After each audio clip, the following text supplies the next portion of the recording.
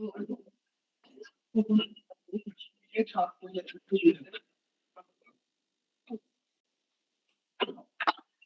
we have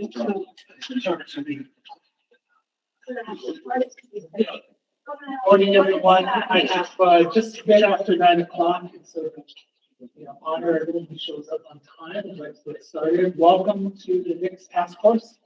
I'm wondering if Heather, you'd like to say a word of welcome and tell us.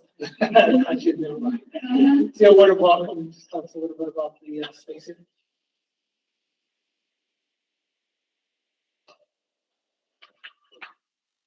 Welcome to our building here. This building itself is evidence and ID for Tucson Police Department. So we had some space available for you here to have the meeting. And we do travel up to Phoenix to attend the meetings as well. We've done it over the last few years and I've been excited as to what the task force has accomplished. So they've done a lot of changes that for the benefit of law enforcement. So welcome to our building. If you have any questions, I'm around. And break room, you go down the stairs, straight up, double doors, glass doors. You go in, to the left is the restroom. We do have a break area there, microwaves and snacks. You can purchase if you want. All right, Thank you. And with Tony on the line as well. Wanted to welcome you. Our executive director, Andrew Weaver, does, I'm sure you have some nice things to say. I know we have some original members of the task force present. They're now in our 12th year. Before we had a number of great successes. I'm one of the and the people, Mark, I guess it's been Mark for the last 2 years, but I haven't actually a person with the commission.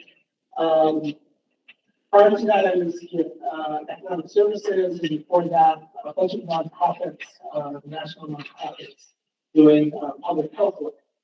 I'm relatively new to the criminal justice space, but deep experience in HIT information systems.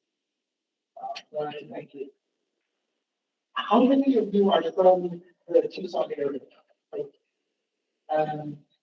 Great. We try to do every third meeting here for continue that moving forward. So we have our law enforcement summit meeting in Flagstaff, one in one conversation. Thank you. I'm going to do a quick introduction to the folks in the room. Since there's new faces for me. And let's start. Boy, the commission. I'm Shayla Gill, project manager for the criminal justice program commission. I'm Sasha Allen, the grants coordinator for the project. I'm Allison Morgan. I am the senior research analyst for the Institute Center.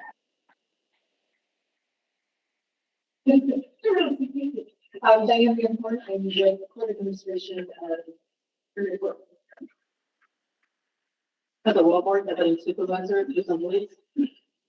Well, more notice check. That's about really pragmatic. Wide application, small.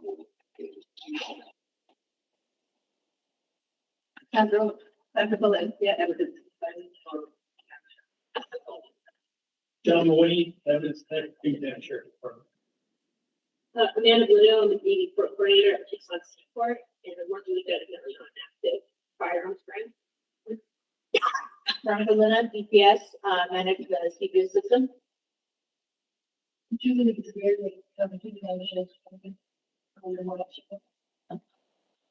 Probably retired from some place connected project. Federal grant project coordinator.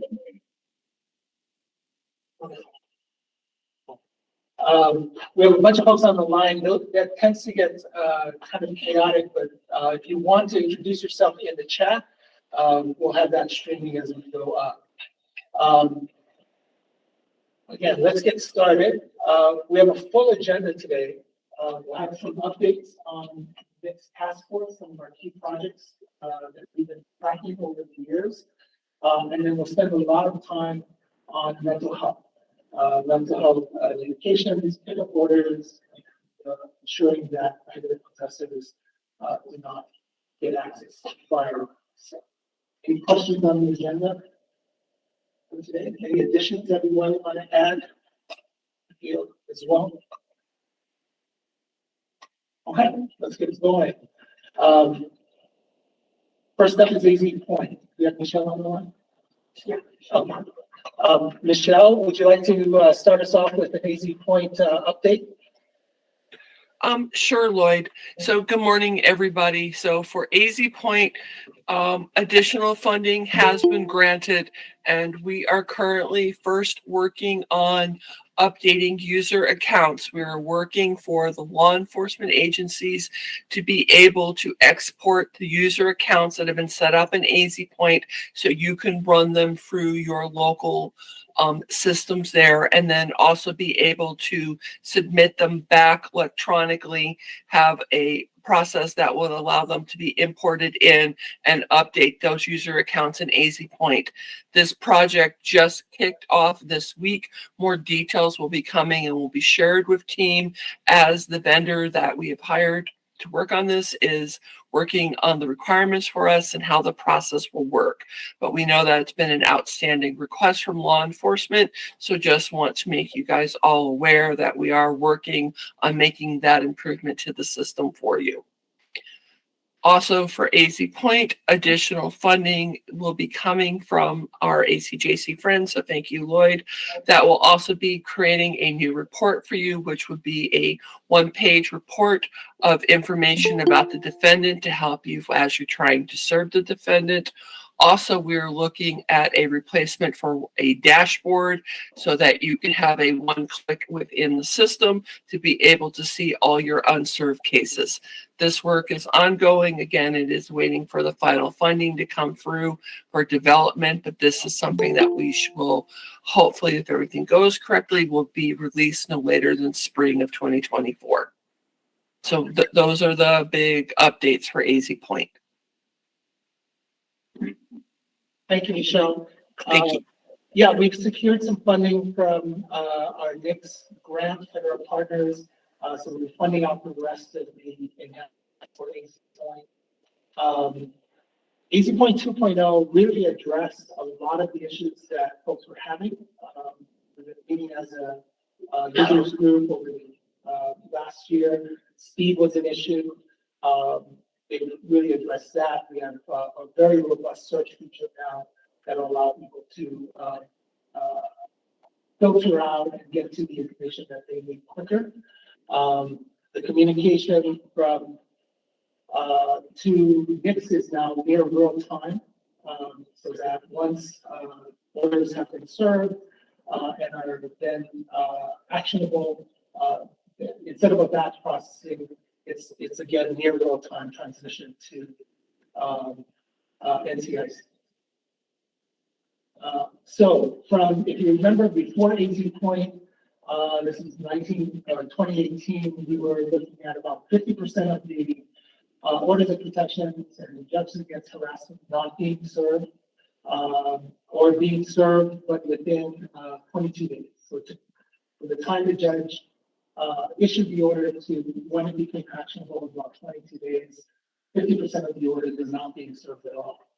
We reduced that down thanks to the great work of the team and the users, especially for helping us build out the system. Now, about 50% of the orders are served and actionable, viewable to law enforcement within 24 hours, 24 to 48 hours. About 70% of them are served and actionable within the first 7 days, and about 84% within that first month. So significant improvements, much better visibility. We're continuing to work on some of the issues. We still have anywhere from 15, 20%, depending on the jurisdiction, of orders that we have a hard time serving or are unable to serve. So as we complete out the technical portion, we'll be looking at how do we then address some of the remaining gaps. And those, if it's judge's order, has issued an order, we want to make it served and therefore actionable by law enforcement. So 2.1, one of the big things that you heard is that the information on where to serve a person is all over the place in AZ Point. So one of the features we're doing, Michelle talked about, is that one pager. That'll pull all the relevant location information for the defendant into one sheet, including if there was a paper form that was presented, they'll be able to view that as well. So all of that information now, including service attached, will all be on one page. Hopefully that'll make finding of the defendant located a little bit. I want to ask Shayla, so we've been facilitating these calls with our user groups. Since the launch of 2.0, what were some of the issues before 2.0 and now that we've addressed? And what are some of the remaining challenges that we're hearing? Biggest issues were speed and performance, just in general, like UI issues, usability things, the system not being as user friendly. So Michelle and her team have really fixed that, and users are reporting a definite improvement. I know Michelle and I tickets have gone way down in terms of servicing agencies. As Lloyd mentioned, we did take away the dashboard. That was one of the things causing a lot of the performance issues. So we instead expanded their search capabilities so you can get the same type of information. It just takes a few clicks. So that went live, and then we've heard feedback, particularly from service agencies, that so maybe not the dashboard, some type of report that they can just a one click versus having to set all these filters and return the information that they think they're getting. So that'll be coming back, as Lloyd mentioned. But the biggest thing were performance issues, kind of user management issues. Agencies have the ability to manage their own list of users and add accounts, delete accounts, or suspend accounts. Reset passwords, do some more technical assistance like that. So that'll be coming as well. But those are the big things. On the petition side, though, they were able to complete the Spanish translation version. So the petitioner, as they are completing their petition, can click the Spanish button and it translates the whole page. That took a lot of time and attention to detail from Michelle and her team in terms of the translation, making sure everything was accurate. So that was another huge thing, and we're hearing from the victim services community that that's been a huge help. Obviously, they still have to complete their petition in English. Typically, we recommend a but they can at least see the page in Spanish and formulate their answers that way. So that was another big one.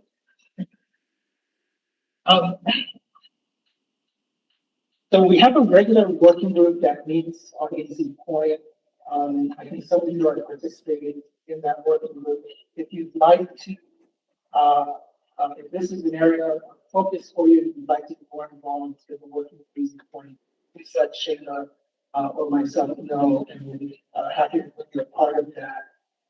As users or if you represent users, if we have any issues that remain outstanding, we have a few minutes, we could entertain them here, or some other gaps that you're seeing in AZ section of the website.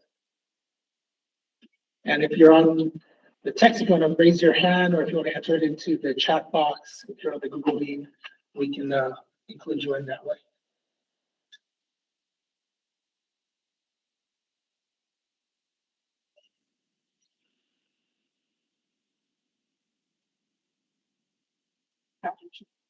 Captain Chabot, go ahead. Oh, he's introducing himself. Okay. Oh, another thing, the ability to enter a declaration of service. That was, so if an agency entered service information, and maybe fat fingered the time or the date or date of birth or anything like that, they weren't able to edit that themselves. They have to go through the AFC support center, and that's a whole process. They have to triage the issues they're getting slammed from court, service agencies, and victim advocates. So Michelle and the team built the system, so now service agencies, any administrator for the system can go in and edit a declaration of service or delete a declaration of service. It's something that's entered in here as well. And then that's updating NCIC electronically. So a big improvement in terms of the efficiency of the system, reducing tickets, letting agencies kind of have more control and autonomy over their ordinances. That's been, I think, huge success. Yeah. So, and again, one of the priority areas was making sure that orders of protection, prohibited possessors, that's the big raise on that. That's the reason why we're here. So improving the workflow, reducing the time from the judge's order to when it becomes actionable has been a key priority. We continue to work on reducing that time and addressing some of the gaps. If you'd like to join the task force or the working group on this, please do so. There's no other questions or issues. Seeing none, any questions on anything? They did a great job. I think 2.0 is doing great. We have some great fixes in 2.1. And we'll work on some of that final piece. ADRS feed implementation, is that Veronica? It's, Amber, and she's on her way, she's gonna be. Okay. Yeah. Why don't we move forward? I'm ranking. Our friend from the courts. Yeah. Pre-trial, conditions of release.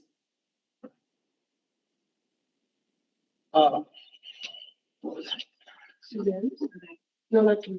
No, I'm sorry. We have I'm blanking on your name. From the, I can't get it. We have a presentation on conditions of release. That probably would be Shayla. Is she on? Oh, no, not Shayla. I'm sorry. Somebody from probation? Oh, sure. Shanda? Sandra? Is she on? It would actually be Shanda Breed. She's our division director for adult probation services, and I do not see that she's on just yet. Okay. She'll probably be joining us. Let's see, 2FID update? Was there a 2FID update? Wait, this is Tina Laddick. Okay. Hi, Tina. How are you? Good. Thank you. Let's update on 2FID. So currently on the 2FID, we're still in the phase 1 status that we've been in for the past few years. We are awaiting any news on some NICS funding or some ACJC grant funding because of the end of life for the scanners that are currently in the superior courts. So far, we haven't had any issues with the scanners. I don't want to jinx us, but they're still working, and the courts are using them currently. We're also on hold because we're waiting for the final acceptance testing for the new Guardian device per our vendor HID Global. Okay. I don't know if the announcement's been made. I think we were successful in getting some additional funding for the end of life equipment. Okay. Ashley is on the line. She might be able to give us an update on that. Perfect. Ashley?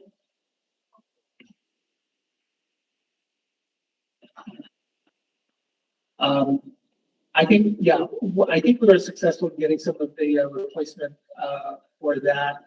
On the testing, I'm sorry, could you give a time frame or another update on that? The time frame for the acceptance testing from the vendor before they'll release the new Guardian device was in December.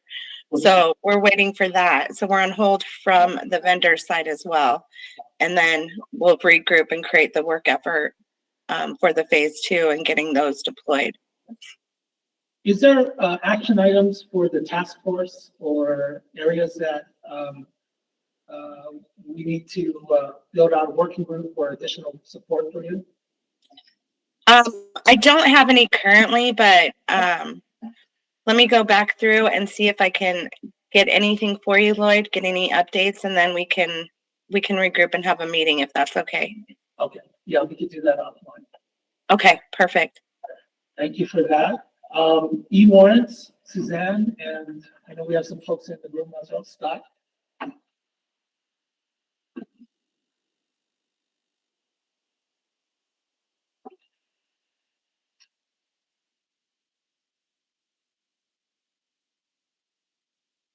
Well, would you like me to speak about your warrants or we want to answer?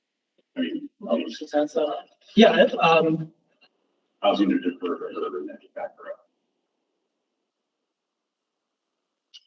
we're missing a lot of folks this morning. Why don't you give an update as best you can? So, we've begun work on a few new features for our e-warrant law and comply, with, you know, that utilizes data exported or provided by agent. So we're adding support for reissuing warrants without having to quash. We have the groundwork laid for that, and we're working with Ajax to integrate that in so that a court can just reissue and it will have the same case number in their system. And law enforcement will be unaware. And so what's really good about that is that'll facilitate the communication where you get something from the court, it's not quite right. So say, I know that you've given me an alias as the primary name after I did research on to reject this clerical error, then they can just update that in Ajax, reissue, and the new data that they hold to law enforcement without having any of that, you know, process or quash or all of that. So that's something that we're going to have rolled out with. I don't know if it's going to be in the next Ajax release, but we're making sure that we're ready for that. There's some recording work we're doing to facilitate a true up. So first thing we're going to do is to have a recurring report in which we say, this is what Ajax thinks you have as an active warrant. This is what ACIC thinks you have as active warrants. Let's identify the ones that need to get entered, that need to be removed. And also the ability, working with Ajax, to generate a data extract that can be used to provide PDFs, digital documents, inside or to JDY, law enforcement agencies, so that JDY can do that one point of reference. So that's two of those big things. We're also adding some additional audit reporting to cover the packing process and what we have wash log report that we support right now. It's been working out very nicely. And we're going to expand that to have a little more detailed information about validation and entry activities. And then finally, since the last meeting we had, we now support automated validation or NCIC validation for Ajax warrants. And this is getting rolled out for every e-warrants court. And it's, you know, and the law enforcement agencies which are responsible for those records. Basically, we have this extract that we get from Ajax every day. Every month you get the NCIC validations and you say, well, this warrant you've entered matches this bird that's entered in ACIC and NCIC.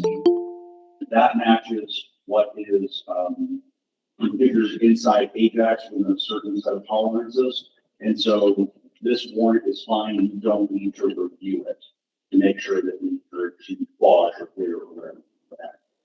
And so then all of that takes place the morning that we process or whenever we process the monthly validation list from the FBI and from the CJIS. And then it just starts off with, we're seeing about a mix, about like 80 to 85% of the court's warrants. We're able to say, yes, this is a good warrant. And so that doesn't require any court intervention or any law enforcement intervention. So that's another thing that's we're working on as an offshoot of our e-warrants project.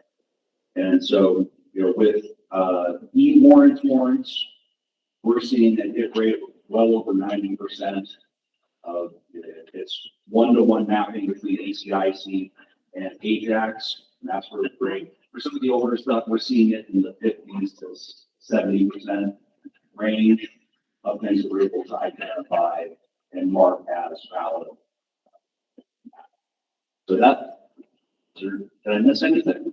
No, I think that's right. Okay. But yeah, Amber's using the new validation stuff. Yes. That's what. So what is a role that the task force can take or an opportunity to be working with the program? What is still that? Besides expansion and rollout, I think there's still adoption challenges for the agencies and courts onto Ajax or onto the system. Any other issues that should rise to the task force? There's a prospect of doing something with locates, warrant locates for anybody that's in a records department here. Have all or nationally are always kind of terrible. And so does anybody not know what I'm talking about when I say a warrant locate? So, and Amber, feel free to jump in and correct me when I get it wrong. But let's say that I'm Glendale PD and you're Phoenix PD, vice whatever. I enter a warrant, you pull somebody over and say, this warrant is active. I see that I pulled this person over, and I've been joining that with Glendale PD and asked them to pick them up. Or if they're going to a bridge transport, they say, no, we're just going to do this inside Glendale. And this, but you don't have to worry about out there. The dispatcher can issue a locate against. And if you get 3, it signals to the FBI and I believe to the state now too, that this warrant is not being enforced. And so it just gets yanked out of the system. And the court knows absolutely nothing about it. And so they think, yeah, we have these warrants on file and they're still good. And it's been told from ACIC and NCS. And so basically you have this unenforced warrant because nobody knows about it. You're not going to find it when you run a 27. So it is not having a useful life for that. And then we've heard some, I don't know if this still goes on, but people always tell me about it, where you get those 3 locates. Well, some agents would be like, locate, locate, locate, and that's fine. And I know that's caused problems for some agents. I don't know how often that happens, but that's a spot where the court needs to know that its court orders are, active, right? And so that's a spot where we could improve the warrants module and warrants behavior at the state level in a few ways.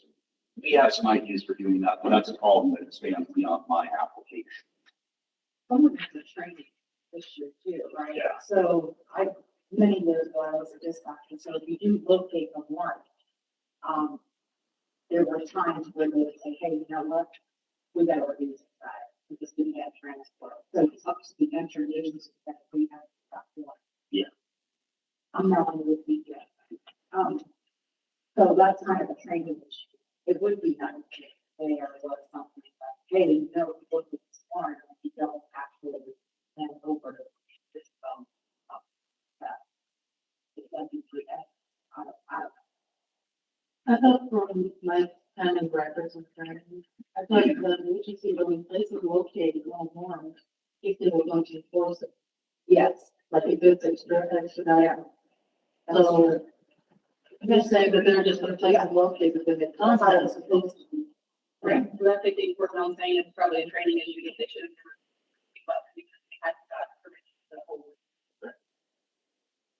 But I would say that's something that could benefit from, further conversation at a statewide level, possibly guidelines for CADs and record management systems and CGIS interfaces.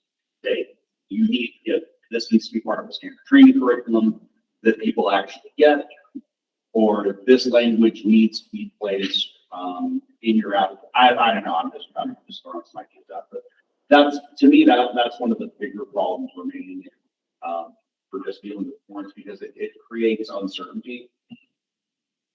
How many courts are participating right now in New York?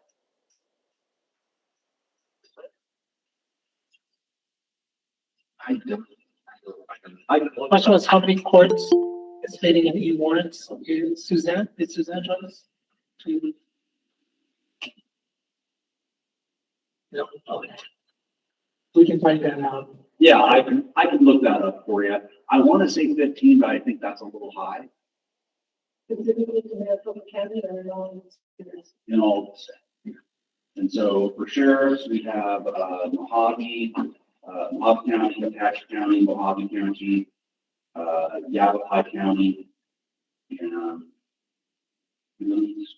and then, and so that's not just the court stuff, right? So we'll have justice courts that are participating as well as, municipal courts. And so sheriff's office would actually have several of those. That's why I would have to look up the number. Coconino County too.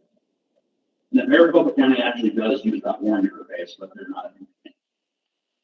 But they use it. And then in terms of police departments, it's going to be Goodyear, Apache Junction, Glendale, zero, yes. Arizona Department of Public Safety, which any court, so I'll keep going. Coconino County and, as an entering agency for class action as well. So I know their courts, their mini court, and I want to say justice courts are on it. Maybe not justice court yet, but Superior Court's getting on in Coconino County. The Page Court. So yeah, no, I'm just going to get focused. I'm going to leave people out, and it's going to get back to them. Well, I asked, since you're in Cuba County today, that means Ajax for our municipal courts are Ajax, but our Superior Court is secure. Right. So we were talking about Maricopa, it doesn't really need warrants that they're using. How do we anticipate it rolling out here? Well, that would require conversations with the county. We haven't had, actually I have a meeting with, the Cuba County Sheriff's Office tomorrow to talk about, some semi, but possibly unrelated matters for, justice integration. We're gonna bring that up. But,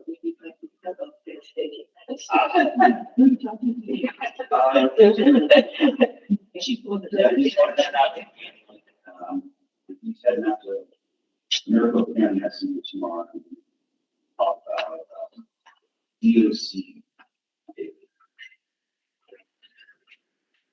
But if you are interested, or if you'd like to sort of help encourage someone along to participate in the warrants, have them contact me at ACJC, and we'll help to coordinate that conversation.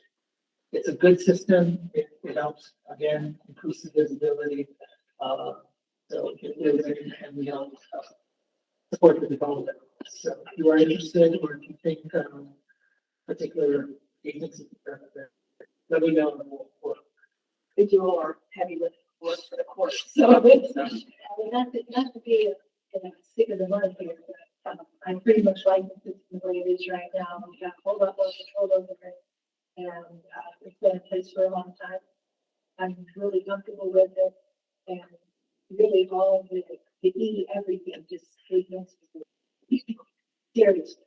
Everything. It's like that. No, I have control. I've got the word in front of me. I know it's good. I got phone calls. I just need to have somebody, and otherwise, So we're actually, so our interface. we'll take that song. Okay. But thank you for the input as well. No worries. I didn't have anything prep, sir. Okay, no, that's fine. Let's go back to ADRS XML implementation. Amber, you were going to give us a brief update on that and some of the issues that are still outstanding.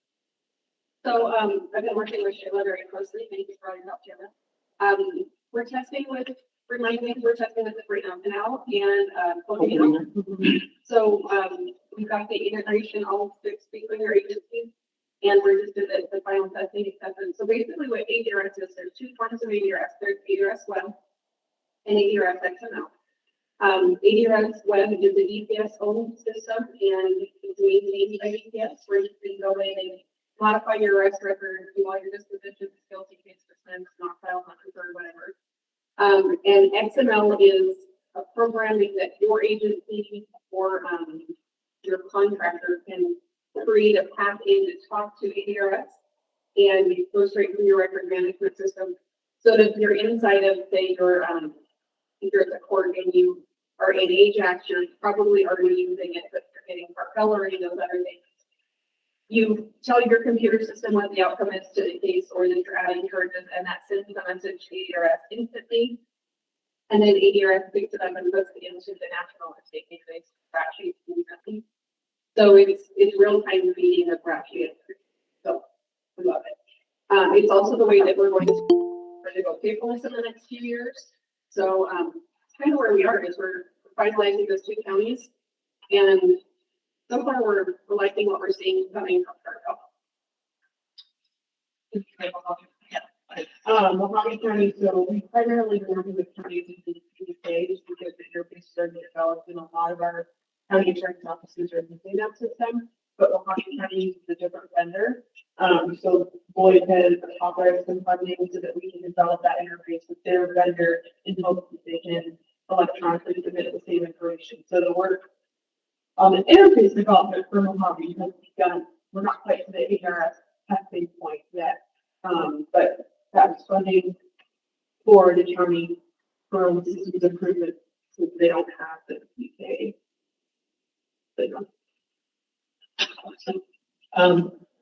We're trying to move people off paper and onto the electronic. What is the percentage?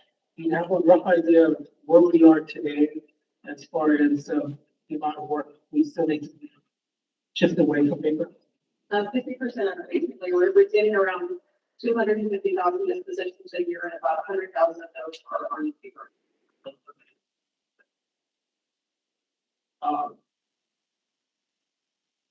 So as far as action items for the task force, we are starting to look at additional, working with additional vendors on interfaces. So agencies choose to go electronic and use the API to connect to the web web on the XML thingy. They'll be able to do that. It allows them to work within their current RMS system or quarterback case management systems. To do that. So, but other than that, what are some of the gaps that still remain? Oh, there's a lot of that. I do recommend that any agency that uses XML also gets web, and I know that as APS agencies, so you're not shooting the dark. So basically, XML asks questions, right? So you're in your RMS and ask ADR specific questions. Do you see this PCN breakfast and hamburger? Do you see this specific statute? Do you see the day of arrest? If any of those comes back with no, then your record is wonky. So if it sees the PCN but the charge is different, let's say there's an A1 at the end of the statute, and you submit the record anyway, it's going to add the statute. So let's say we start out with a standard DUI, the 28-81 is what the officer charged on, that's what my system holds. And then the court or the prosecutor charges on the 81, and it doesn't see it because it's asking the question, you see the 81, my system says. So it stacks it underneath it and creates a new charge. Well, not good. But if you have web, you can look into my system and say, I see that the A1 is missing, but you go into web and amend it to the A1. And now you send it from your record management. So it doesn't add a charge. That's a big thing we're having right now with Ajax. Ajax is not transmitting fines and it's not transmitting suspended sentences. So that's a big holdup right now that we're dealing with. I can't find any Ajax agencies off on being paperless until we solve why it's not transmitting. are the big ones right now, with the ADRS process, it's just that. And then our problem with paper at the moment is obviously paper. But we're also having agencies deliver boxes. And so and we tell them, deliver boxes, that's great. But when you're 3 miles away and you deliver 5 boxes in one day, please don't give me an instant backlog. As you complete them, send them to me so I can keep up with you. So that's kind of our job right now. So you getting it. Not, here's your 7 or 8 or 10 boxes. Then each have 6 or 7 of those. So it is my backlog. Thank you. So besides the interface, there's still, we'll brought in our ADRS XML or to include some of these, start looking at some of these other gaps. Right. I think there's also an issue of, I guess, paper versus electronic and the comfort, the security, the accuracy challenges. I know as we move to different technology and when it's electronic, errors can be made. There's still a lot of issues here, especially with people. So I think, is that a discussion area that we should have more broadly about transitioning from paper to electronic and some of the challenges, concerns, and how do we address those concerns, or if there is impossible to do? I will tell you as far as ADRX, when we say it needs a technological paper, it's because what we've done is once they've gone on to ADRS, we wait 90 days and then we send them a report of every record that they've submitted to ADRS. And we say, now give me supporting documents on these records. They then give me either the minute entries or the court documents or the disposition, and that's how they fill it out. And I compare what they entered versus what their documents say they should have entered. And then I give them a scorecard. And I say, you did this right or you did that wrong. That's how we found out that the suspended sentence and fine was not valid, is by doing those PC checks.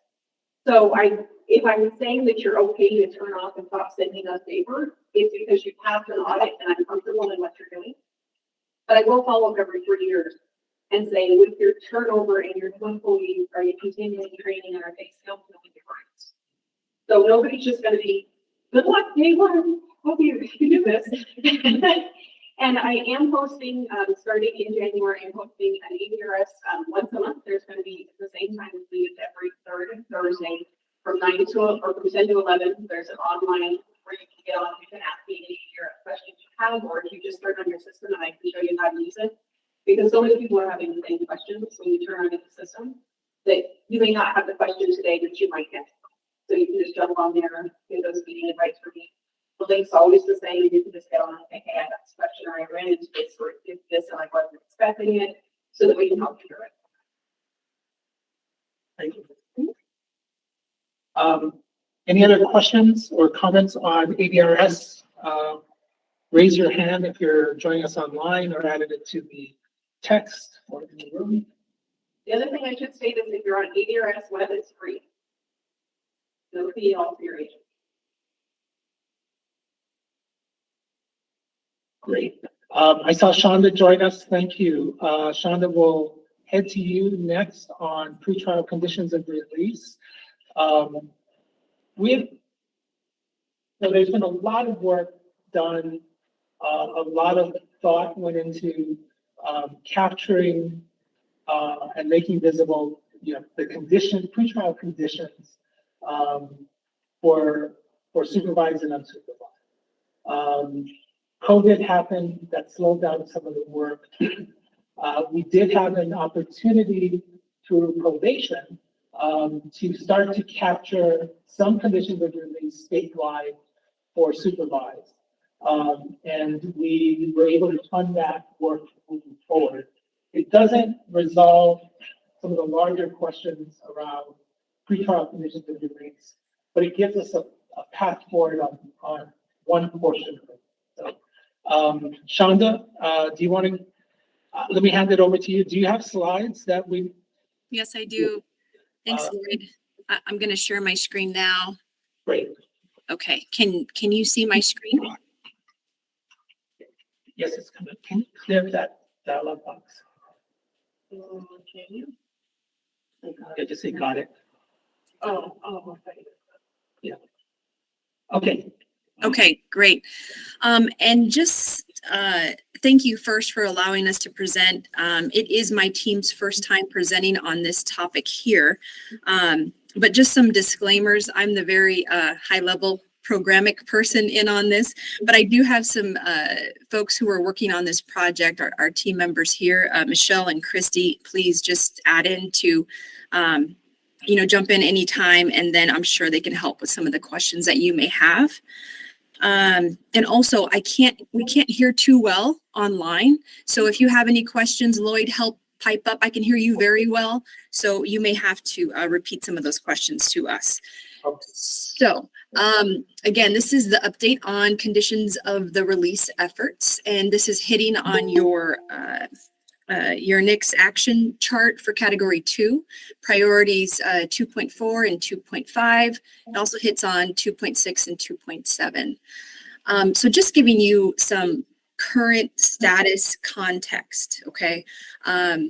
We are transitioning from our 20-year-old antiquated case management system that housed all of our 80,000 on an average per day, what we have on probation, but thousands of historical cases as well, our APETS system. And we're going to a new case management system, AZ Pros.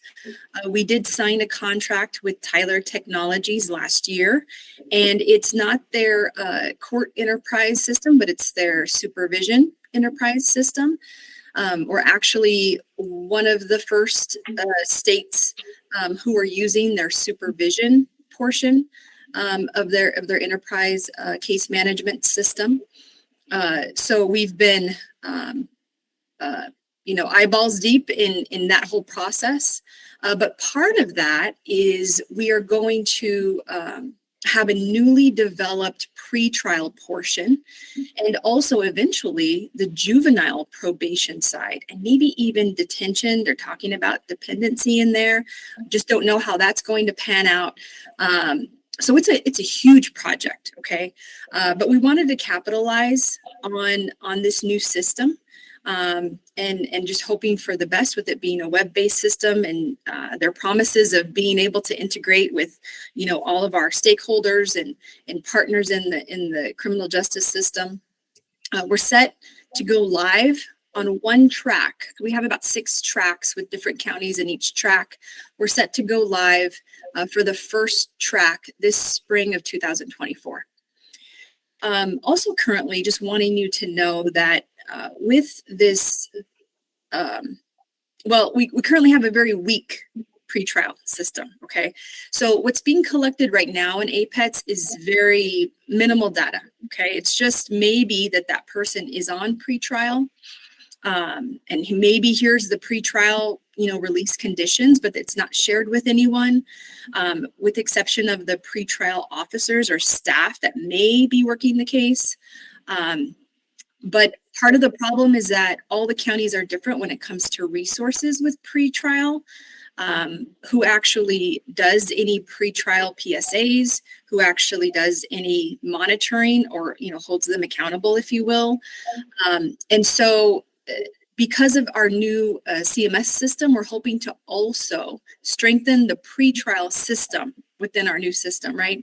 And we hope that it's going to collect a lot of data. We hope to make it mandated for every single county to insert that data into the system. And we're hoping too that it will integrate from all the jail case management systems, the booking jail rosters every day, right? So that the pretrial officer can go in, they can see if that person's eligible or not for a pretrial PSA, to get all that information back to the judges so the judges can make those very critical determinations of holding someone or releasing someone, right?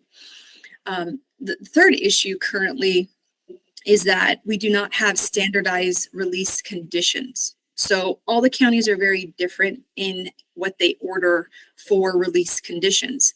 And they may range from no release conditions to very set like just a template of a couple of release conditions to very complex written out. Sometimes we can't read them, release conditions.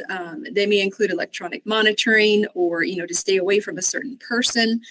So that's another part of this resolution, is to create some standardized release conditions that every single court and county will use. Also, these release conditions obviously are not provided to the law enforcement across the board, right? So part of this whole project and the main focus is to make sure that that is shared with law enforcement, so they know when they stop someone or they have an inquiry that the right, correct information is delivered to them. Also, an indicator that they're a prohibited possessor, or that they should not have any possession of firearms in their person. Okay. So this is and if you can see this, I don't know if you can or not, but basically it's a high level, how will this work, right? What we're hoping for. Again, this is all still in the works, but these are our conversations that we're having now and the plan. So our new system, pretrial, AOC, will submit the conditions of release to this AOC repository, okay? In that repository, it will process and update anything at any given time, right? So any new cases, any termed pretrial cases, any modifications in conditions, that will all be done there. And then it will push it as a notification or a message upon an inquiry from law enforcement, at which time they'll receive the correct information in their system. That's the hope. That sounds very simple, but as you know, very, very detailed and very complex in how we need to get this done. Also, just today here, just know that what's being done right now, and we hope to we hope to duplicate this or mirror it, if you will. It sort of runs like a protection order or a NICS mental health response, right? We're hoping to add the conditions of release in that same process. So again, when law enforcement creates an inquiry or a query for information or a stop, right? They will then see that someone is on pretrial release, and they will be able to see what conditions they have. We're still talking about and finalizing the requirements for how that will look on the law enforcement side, because we're still going through the finalization of standardizing the release conditions. Okay, so we've had talk about the release conditions just being, a template of, let's just say 1 through 5, right? And then everyone kind of knows what that means. That just means, obey all laws. Maybe that means shall not be in possession of any firearm. Maybe we don't put that in the standardized release conditions. Maybe we put that in a special condition of those release conditions. So that bullet 2, it could be an other condition, right? So maybe we describe that as other release conditions like electronic monitoring, house arrest, shall not possess firearms. We're also thinking of maybe even like a bonus section, if you will, that really says, maybe some alerts like this person's a violent offender or this person's known to have firearms in their possession. So just some thoughts around all that we wanted to share with you. That's the current status, but this should all be finalized upon go live in the spring.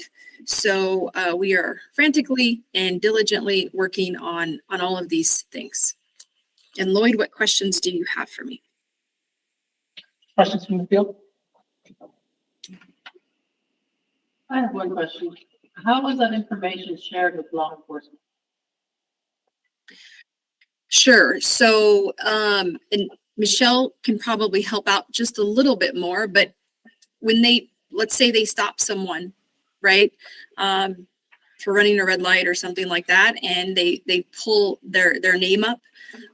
This will be tagged to probably their SID number, name, date of birth information, as them having pretrial release conditions. Right. What we're looking at is if you do an ACQW query, we would just respond back if there are conditions of release. So you would get a response back from the AOC if it doesn't match based on the information provided in the query that this person matches. So that's what we're looking at right now. Thank you, Michelle. No problem. She's the brains behind all of this.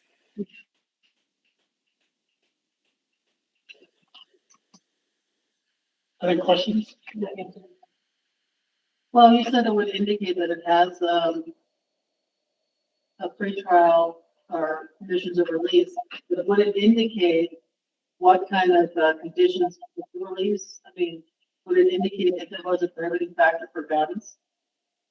Or is it just gonna let us know, hey, he has a condition of release? I think what I heard was, will the pretrial conditions of release state the offense that they're on for?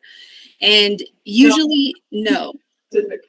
So they were, I think it was the coded response. Could you say a little bit more about what what law enforcement will see, and how easy would it be to interpret?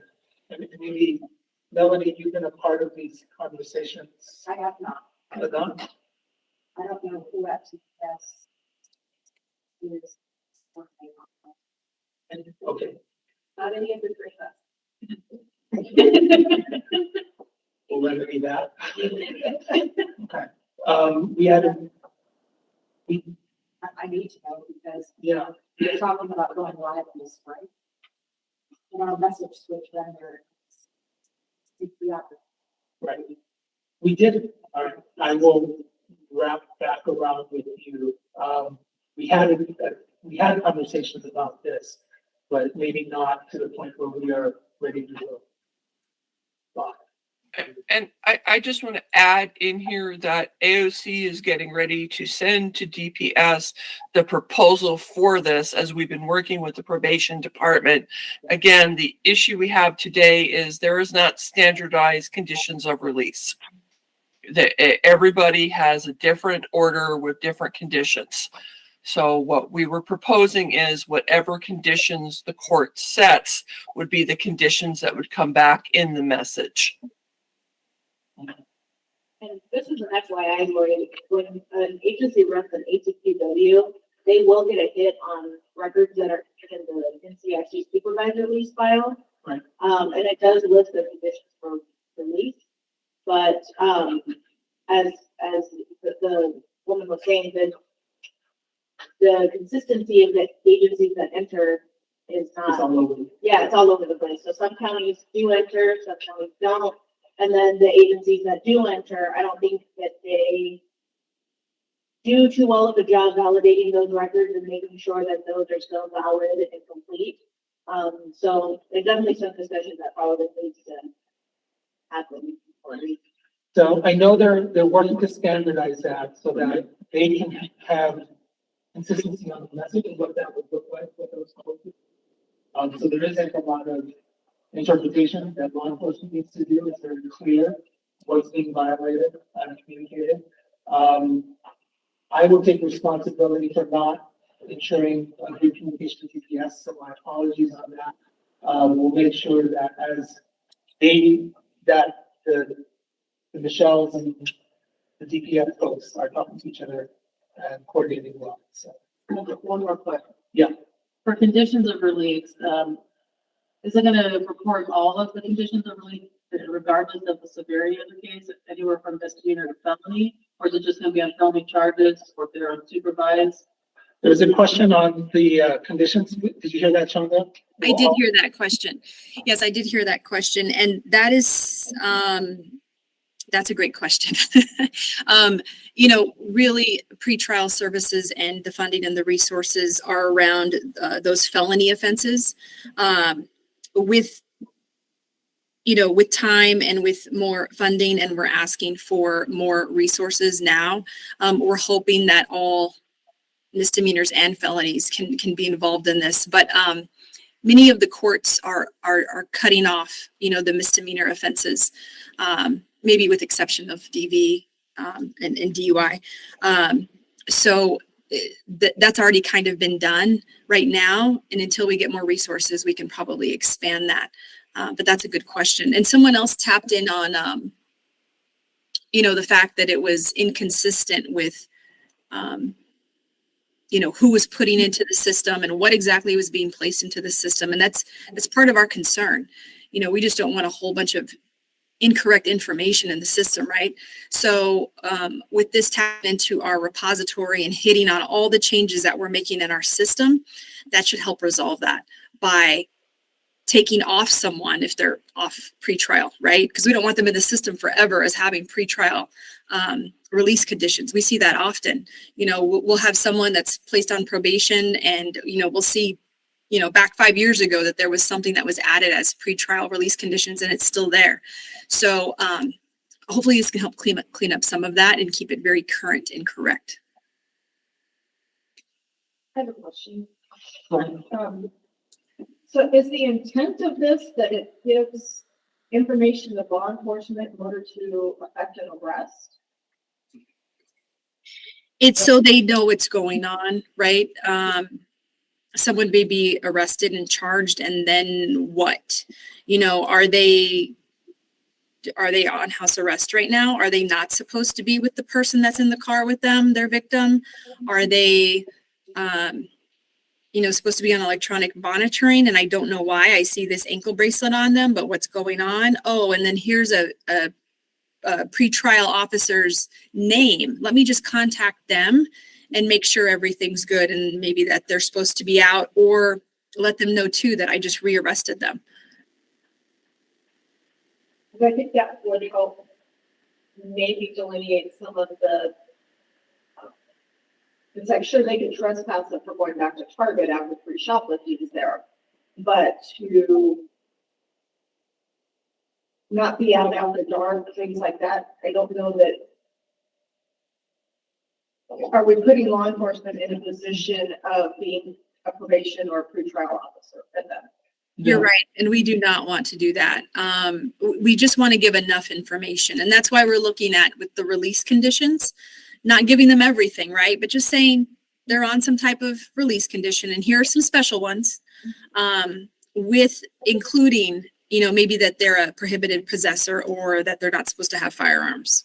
That would be the one that we really want to give law enforcement for public safety reasons. There's no expectation of actions on the release condition.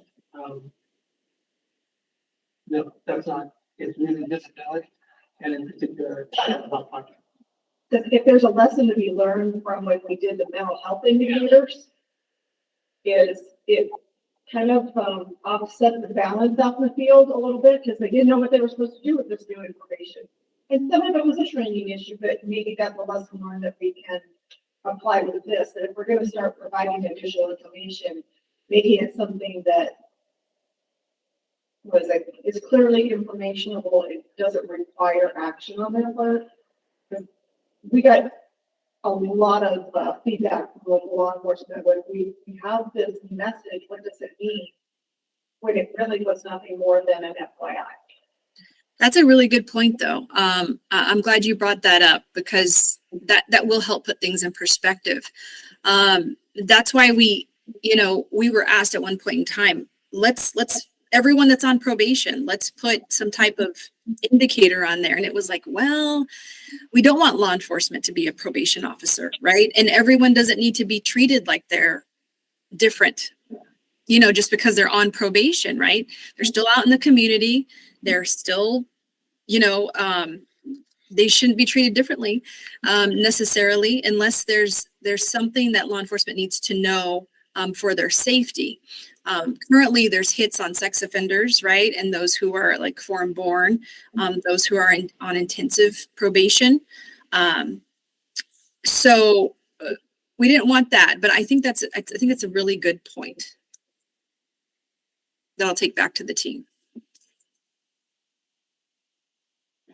Other questions, issues? on the Google Meet.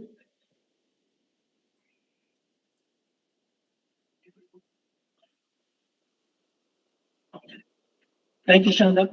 All right. Thank you, Lloyd. Take care. And let's see. We will continue to work on this. We'll make sure that the DPS technical folks are aware and brought into the planning once we have details to share from AOC. And then this doesn't end our work on conditions of release, but I think it's gives us some pathway forward on the part.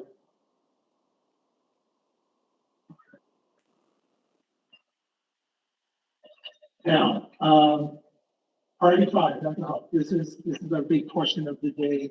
Shayla, did you want to introduce this part? Do you want to start now? I don't know that everybody's on. We have that we're going to be late after lunch. But defer to you. Oh, okay. Why don't we take a 10-minute break, just 10 minutes? We'll huddle and then move forward.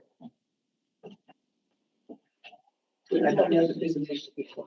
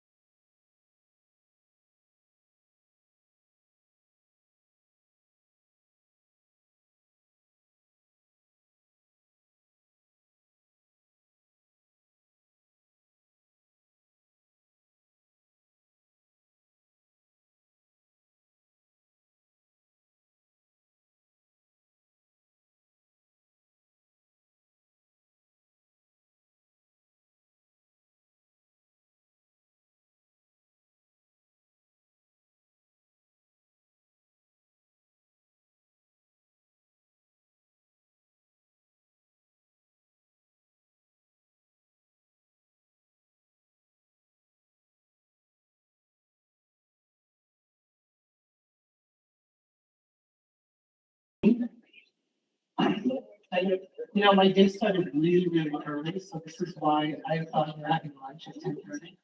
So my apologies, but we are zipping through the schedule. We might be able to give you folks some time back at the end of the day. So, let's reconvene. Mental health pickup orders or mental health orders are already project for us. We've had several discussions over the last few months. It came up as a priority area of discussion at our last NICS task force meeting. And so we wanted to dedicate some time today.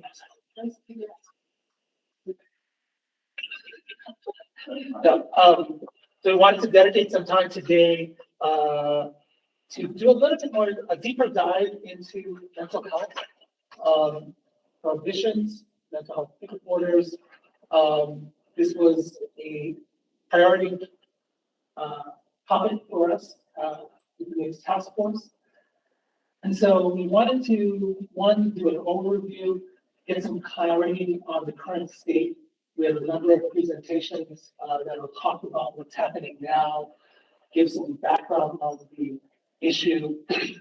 We've heard anecdotally about some gaps, and so this is also going to be a time for us to discuss some of the gaps, as well as some of the great programs that are happening, especially one here in Tucson.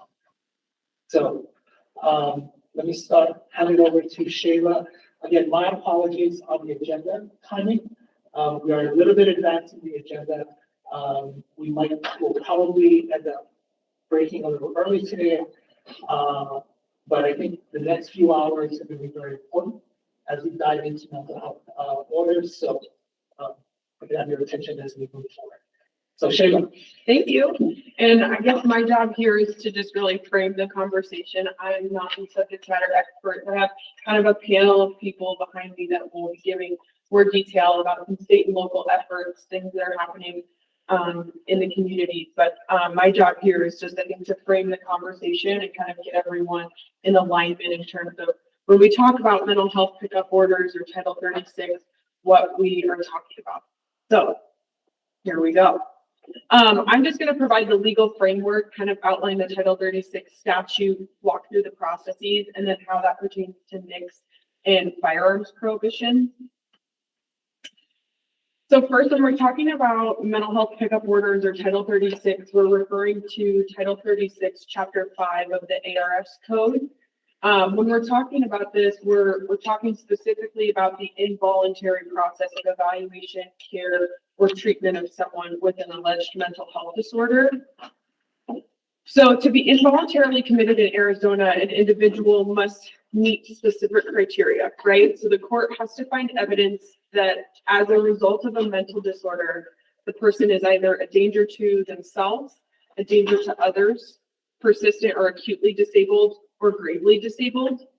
In addition to their mental disorder or alleged mental disorder, they also have to be unwilling or unable to accept voluntary treatment. So if at any time they choose to voluntarily accept treatment, Title 36 process is stopped. But in order to kind of start this Title 36 process, they have to meet one of those legal criteria and be unwilling or unable to accept voluntary treatment. And just of note, the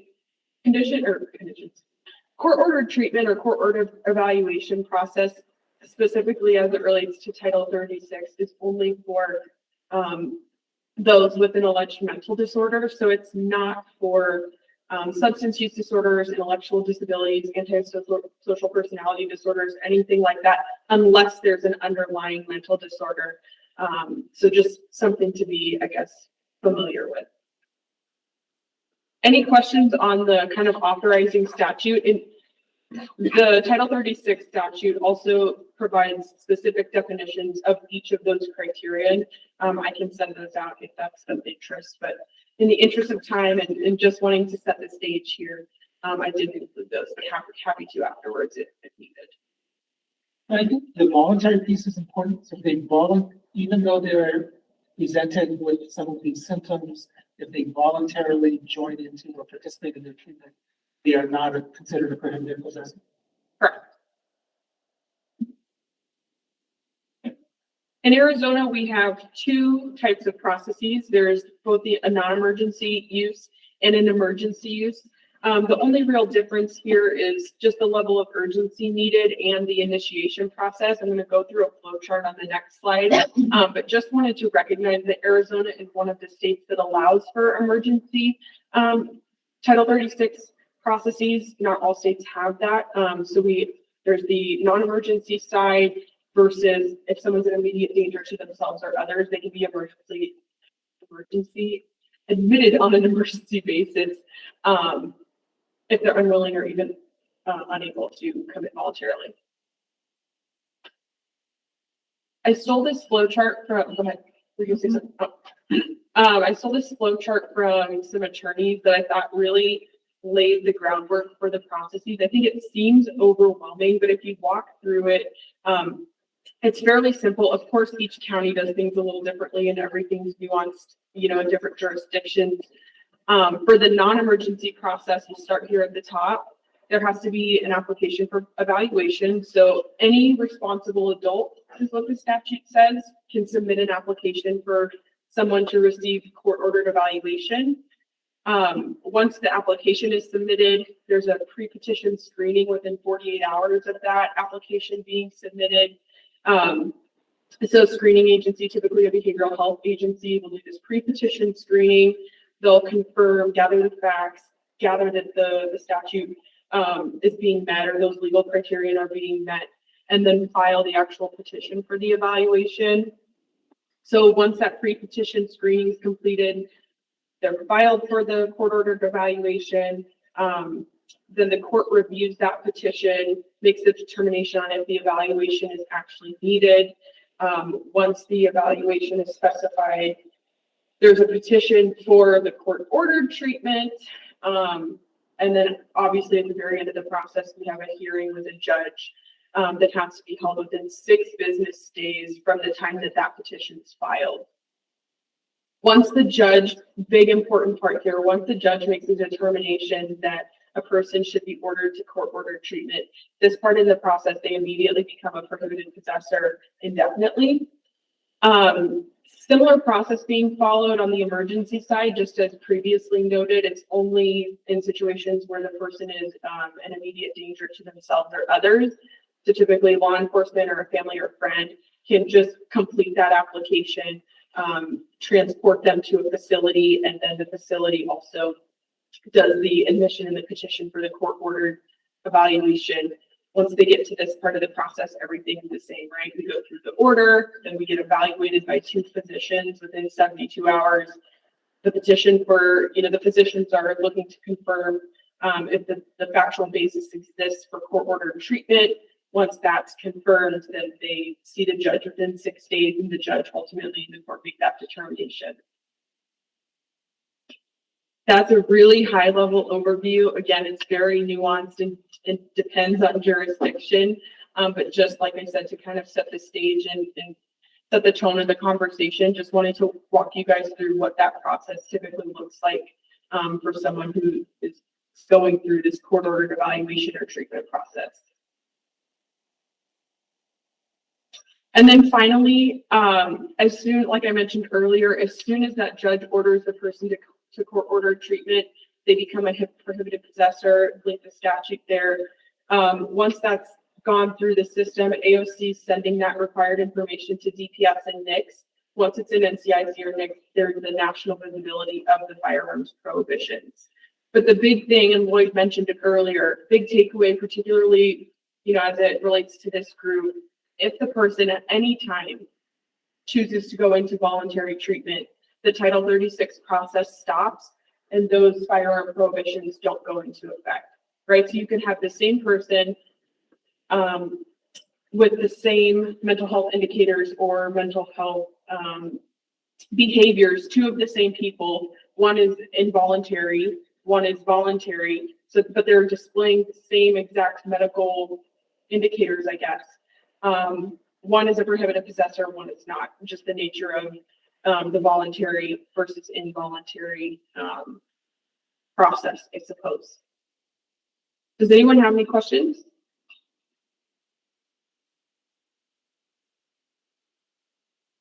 It's a lot to process in probably like 10 minutes, but. Do we know if there's any pending legislation to address that voluntary? That is one of the things we'll track this year. So, if we do see something popping up in the legislature, we'll certainly ask for some. And Sergeant Jason Winsky, the TPD, is on.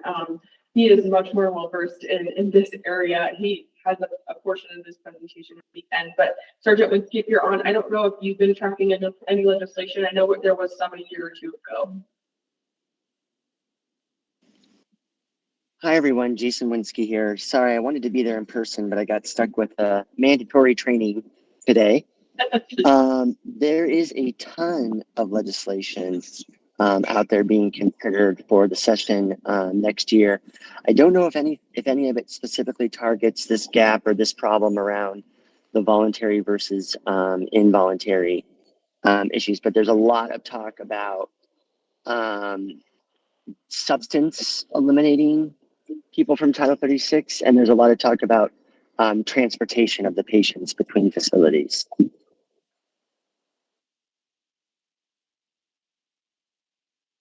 Jerry, you said that once they have been ordered to order treatment,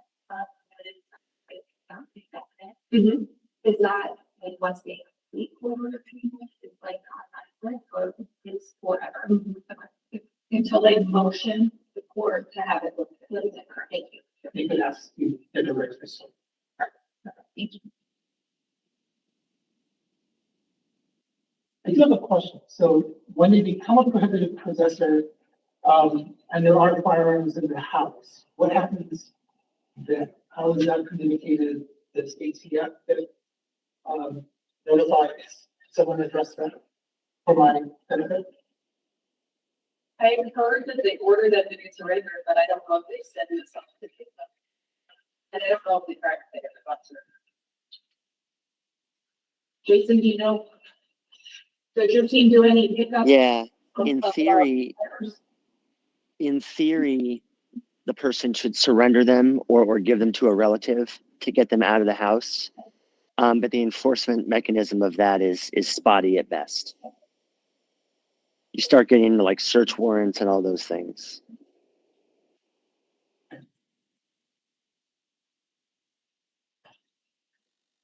Any other questions? Clear as mud. So next up is Jennifer Albright. She is, let me stop sharing my screen. So Jennifer, you can take over.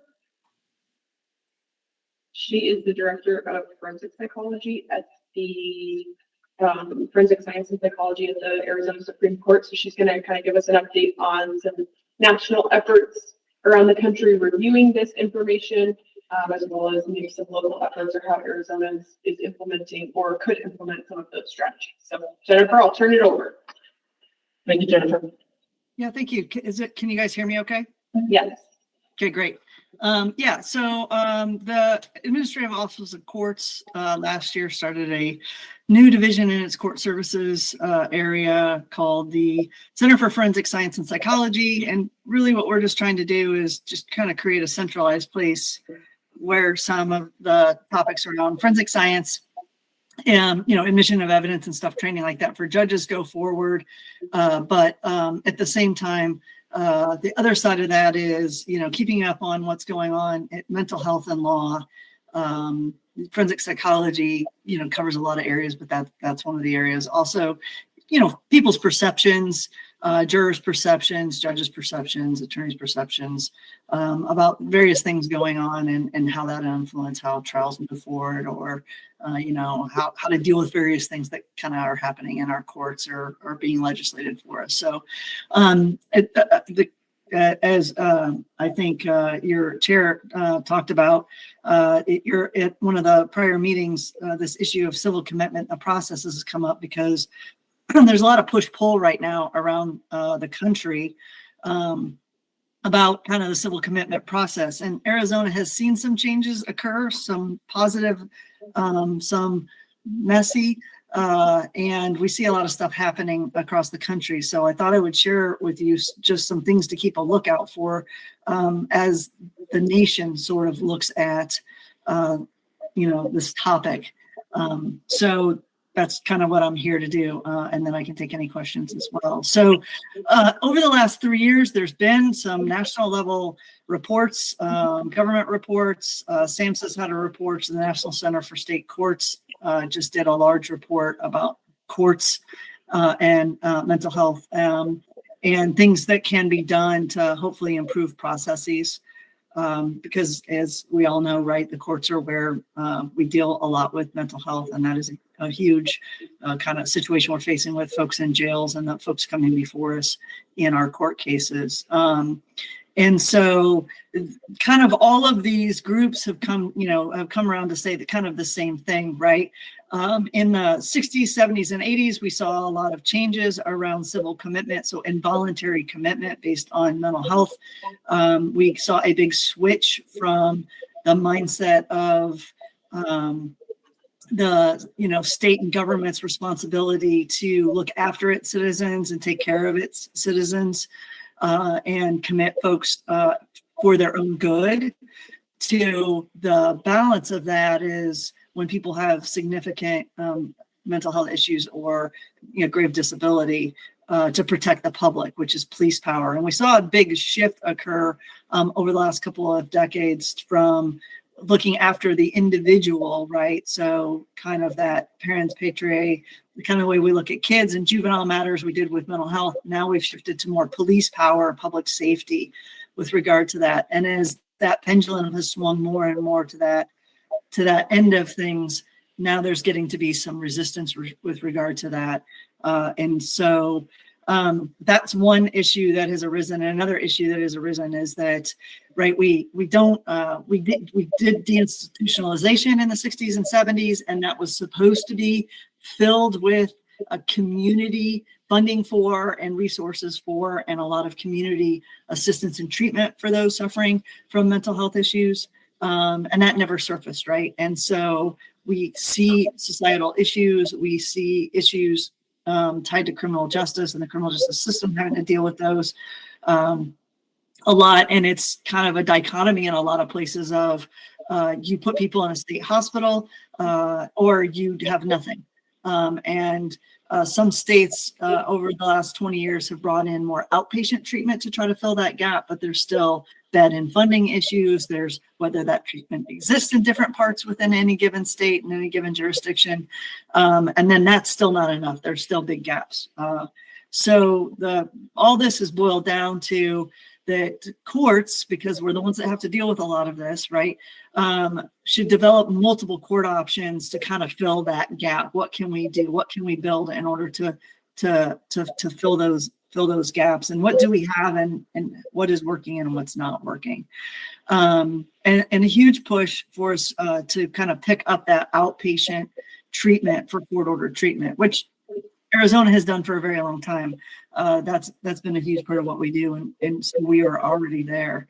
But homelessness and gun violence has been a huge push for civil commitment and to expand civil commitment. So we've seen expansions of what the basis of dangerousness. So as Sheila showed, by 1980, every state had moved their basis for court-ordered treatment to a danger to self or others, and then that acute or grave disability due to mental illness. So that's that inability to care for oneself, inability to make reasonable, rational decisions for caring for your basic needs is really what that boils down to. But we've seen that expand. We saw it with SVP, so sexually violent persons. So now folks can be committed involuntarily due to a risk of recidivism of a sexual offense.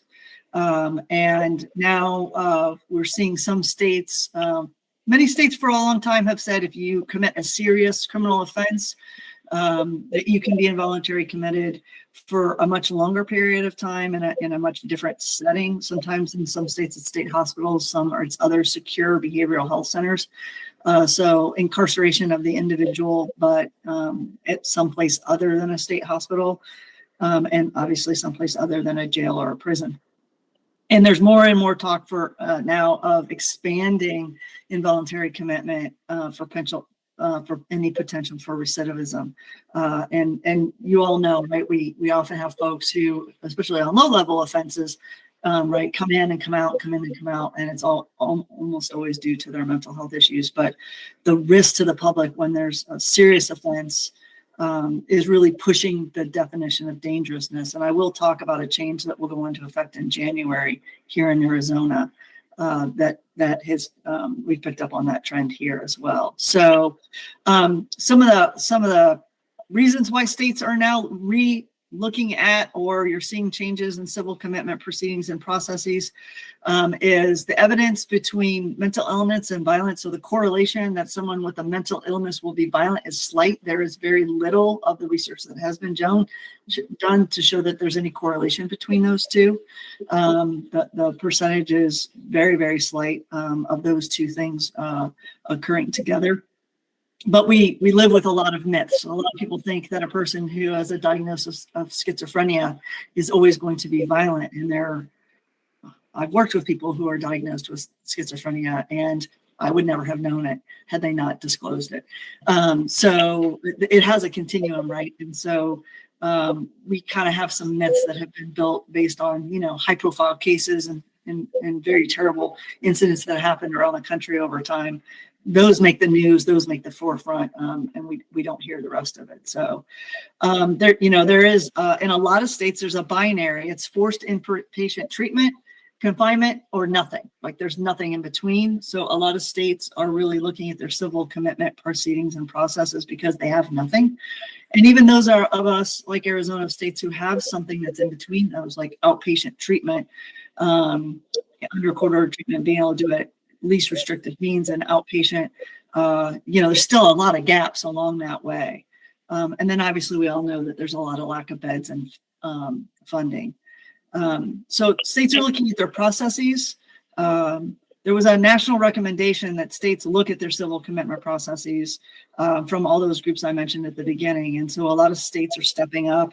I've talked to Illinois, New Mexico, Kansas, Colorado, California. We've seen some stuff out of New York and a couple other East Coast states where they're starting to look at their processes. And are those fast enough? No, not fast enough. Sheila had mentioned Arizona is one of the few states where you can do, right, that kind of emergency court order for treatment, pickup order for somebody. And not all states have that. Actually, very few states have that emergency basis. And there are a few states where it's only on an emergency basis, quite the opposite as well. So folks are starting to look at that across the nation. We're already a state that benefits from having both. What is the definition of dangerousness? There's questions around that. Every state kind of has a different definition, although it all boils down to danger to self or others in most states. How that's defined and what is a danger to self or what is a danger to others, and what that threshold is and what that standard is different in every single state.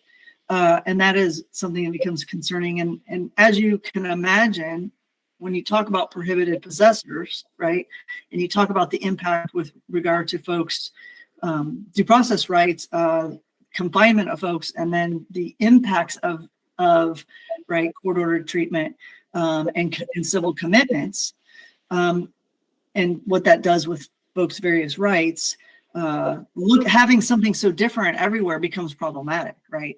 Because why someone is civilly committed in Arizona might be a much higher threshold to do that than, say, another state, or a much lower threshold to do it in another state. And that does become a problem when we start looking at some of the ramifications that occur, especially as people move around and there are pushes to be able to have that information shared among jurisdictions to the degree that it can be.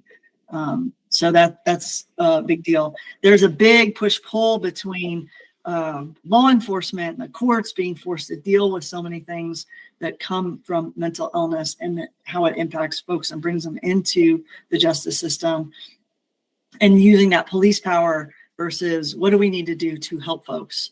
So that other end of why we have civil commitment laws.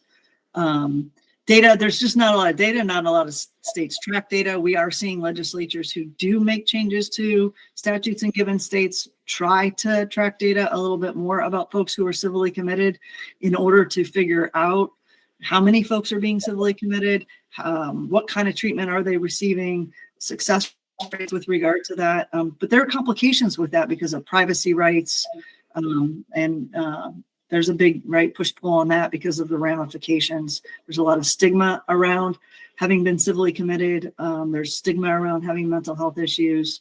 And then there gets to be conversations of, do people get treated differently if they interact with law enforcement, if it's known that they have a mental health issue or they have a history of civil commitment. And then a lot of times we're getting folks to a crisis center, we're getting them civilly committed, but their stays are so short that we can't really address the issues. You can it's crisis management in a lot of places. So that a lot of states are looking at that and saying, is there more that they can be doing? What are some of those gaps to kind of help people be successful? So states that don't have outpatient court order treatment and are doing civil commitment and allowing outpatient treatment are looking at adding that. Like I said, Arizona's had that for a very long time. States are looking at the relationship between competency proceedings and civil commitment, right? So if someone's found not competent and restoration is not pursued, or not competent, not restorable, there is the ability to go forward with the Title 36, Chapter 5 commitment. That is one option that criminal laws allow.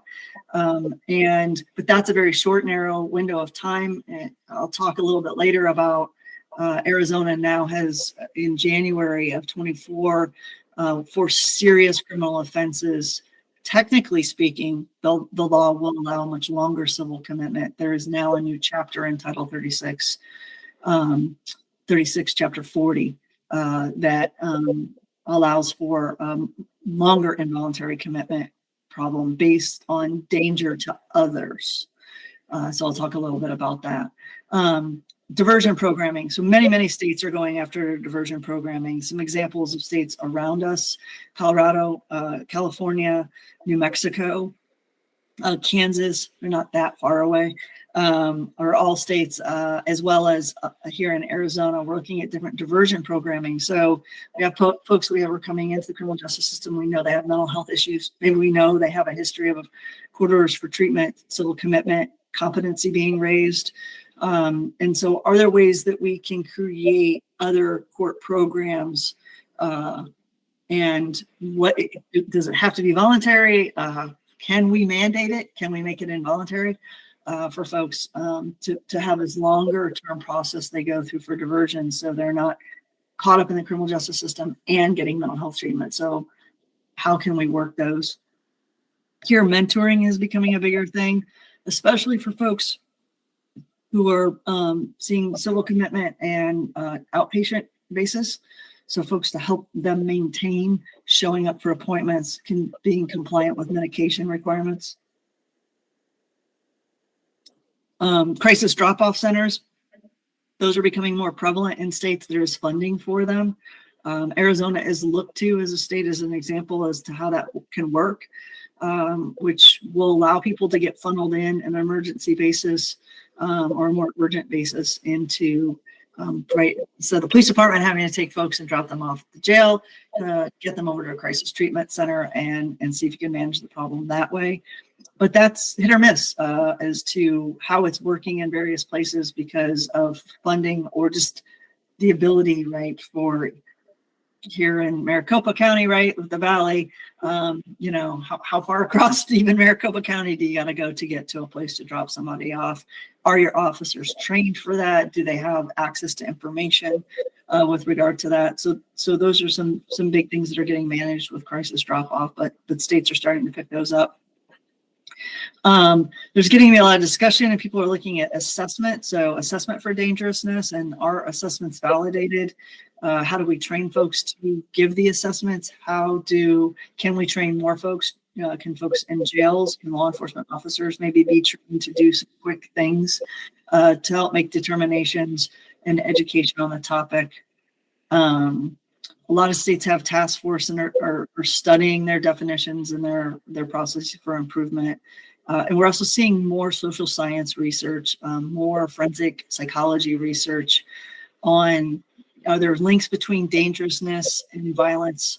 Are there links between dangerousness and certain mental illnesses, or folks being civilly committed for certain, right? Like, what are people being committed for? What is the mental health combination? And then also, we do know, and I'm sure many of you have experienced, especially those of you who work in the field, that often folks who have mental health issues also have substance abuse issues.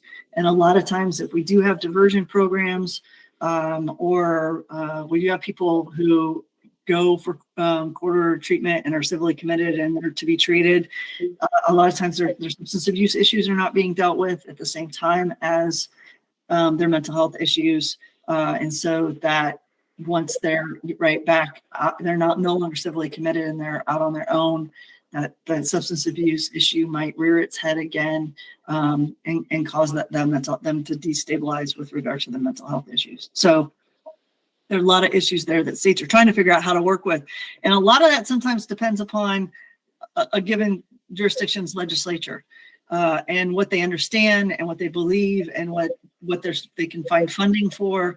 And so we're gonna see a lot of variation around the country. And I think it's kind of important for everyone to kind of know these trends and kind of know what states are looking at in this area and what the push and pull is, so that when you do see legislation come up about how do we deal with involuntary civil commitment, involuntary treatment, and that impacting prohibited possessors, it can help you make more sense as to why a legislature might be going one way or another, or why folks are advocating one way or another for what's happening in our state and what the impacts will be for law enforcement and the courts. And so what's going on in Arizona as far as trends? Like I said, we have significant outpatient treatment. That is kind of the default here. We go for least restrictive means whenever possible. We're trying to bolster that by looking at and researching the availability for things like peer mentoring for folks in those situations. Some, longer, stepped programs. Some of that's being assessed. The Arizona Supreme Court had a task force on Rule 11, so competency. And out of that came a recommendation for what we call AOT, or assisted outpatient treatment programs. So 2 will be piloted in the state in 2024, and those should be studied. I think with the help of ASU, will be studied so we can figure out, data-wise. So how can we track data? Will these programs help folks who are, maybe civilly committed? Maybe they won't be civilly committed. Maybe we won't have a situation where they're found not competent. Jurisdiction can't afford to restore them. Charges are dismissed, instead of going for a civil commitment of can we do some other diversion and treatment programs outside of civil commitment? Can we make it voluntary? Can we get people to be more compliant with support? I think we're going to work peer mentoring into that. Recently, in 2022, our state legislature gave concurrent or transfer of venue among our superior courts for folks who have a court order for treatment. So these could be people who have a civil commitment order who are being treated on an outpatient basis. And we know that they will move around a little bit. And so if they are not compliant and they show up in a different county, that superior court in that county will now have the ability to say, is this person already have a court order for treatment? Where's it at? Contact that other superior court and say, how do we want to manage this? Do we want to try to get that person, let's say we're in Pinal County and they end up in Maricopa in front of the courts. Do we want them to go back to Pinal County? Should we keep them here in Maricopa? Do we have better resources for them? Or is there more support for them here? and to try to make a better plan for that individual for success, to try to keep them out of the criminal justice system and also keep them stable. A lot of mental health courts we're seeing talk about becoming community courts. This is happening in part so that services can kind of be wraparound, so they can address substance abuse and mental health at the same time, homelessness and mental illness at the same time. We've had a lot of specialty courts, and they're kind of pocketed, right? We only have mental health issues, but we can't substance abuse treat. You have substance abuse, but we're not dealing in mental health treatment always. And so a lot of the courts are looking at becoming community courts in that sense. So you can factor all of those things in together. And then finally, a big change in, so a lot of things Arizona has done is trying to kind of go to fill that continuum, right? Fill those gaps, looking for folks, what can the courts do in that way? And we've had legislative support in some of that, like with the changes to 36-540 on concurrent and shared venue, transfer of venue on those corridors for treatment, on outpatient treatment. And that came with a repository that will be set up where behavioral health providers, prosecutors, patients' attorneys, and judges will be able to see that folks have active court orders for treatment. Do they have a history of court orders for treatment? And make better decisions for those individuals. And that garnered a lot of legislative support, and that's positive. A legislative change that will go into effect in January of the coming year is on the opposite end, is in this kind of prophylactic, how do we deal with gun violence? How do we deal with large scale violence? How do we deal with recidivism for folks? Although we don't have any data behind levels of recidivism for folks who have mental health issues and that commit serious offenses. A new statute was passed and that will go into effect on 1/1/24. It's in Title 13. It's 134521, and this creates an involuntary commitment process for people who are found not competent, not restorable, dangerous. Separate definition than under Title 36. Under 36-540, dangerous is just, in this sense, danger to others. And there is proof evident that the person committed the offense. And so if all those findings occur, a court may order a person be involuntarily committed to what's called a secure behavioral health facility. And that has a very specific definition. And then that person would be managed under a new chapter of Title 40 called it's Chapter 40. So there's now Title 36, Chapter 40. And those folks, if you're familiar with the guilty, accept, insane process, right? So folks are found guilty, accept, insane. A lot of them go to the state hospital, and there has to be regular check-ins about what their mental status is, whether they should remain at the state hospital, whether they should go to least restrictive means, or whether they be transferred to back to a prison. That kind of check-in with regard to them is built into this Title 36, Chapter 40 process. So there will be a mental health case, and then on a regular basis, there has to be reports filed as to how that person is doing. Do they remain dangerous? Do they remain not competent? And what should happen? And those are civil liberty right protections that we have. There are some problems with this law. Some of the problems with this law are, one, there are no secure behavioral health facilities and there are no funding for them. So the state hospital does not fall within that. So ASH does not fall within the definition. And there is no funding for building any other facilities. And Access is aware of the problem. The governor's office is aware of the problem. So although this legislation passed, and there had been some funding in the past that would lead to these facilities, the funding was pulled. And so come January, if any prosecutor's office pursues this type of civil commitment, there'll be nowhere to place folks. So that is an issue I think we will see legislation on this year to try to remedy. There's a few other complications with this legislation as well. For the courts, there's a few procedural issues, but we found workarounds for them in order to get the cases to be managed. These are things that we have to collect data on and report out regularly. I know Michelle Gillick has been working very hard with our automation team, Administrative Office of Courts, to make sure these case types, any impact on NICS reporting is dealt with, to make sure. Kathy Clarich, as you all know very well, is working very hard to make sure we're able to collect the data that we need to on this. And so I think we're really in a good position there. There is an issue with clinicians being willing to make this type of dangerousness assessment because it is different than under Title 36, Chapter 5, in typical civil commitment, because it's a dangerousness, it's a risk assessment in this sense. Like, what is the risk of recidivism? A lot of clinicians do not think there is any assessment tool that will that's been validated.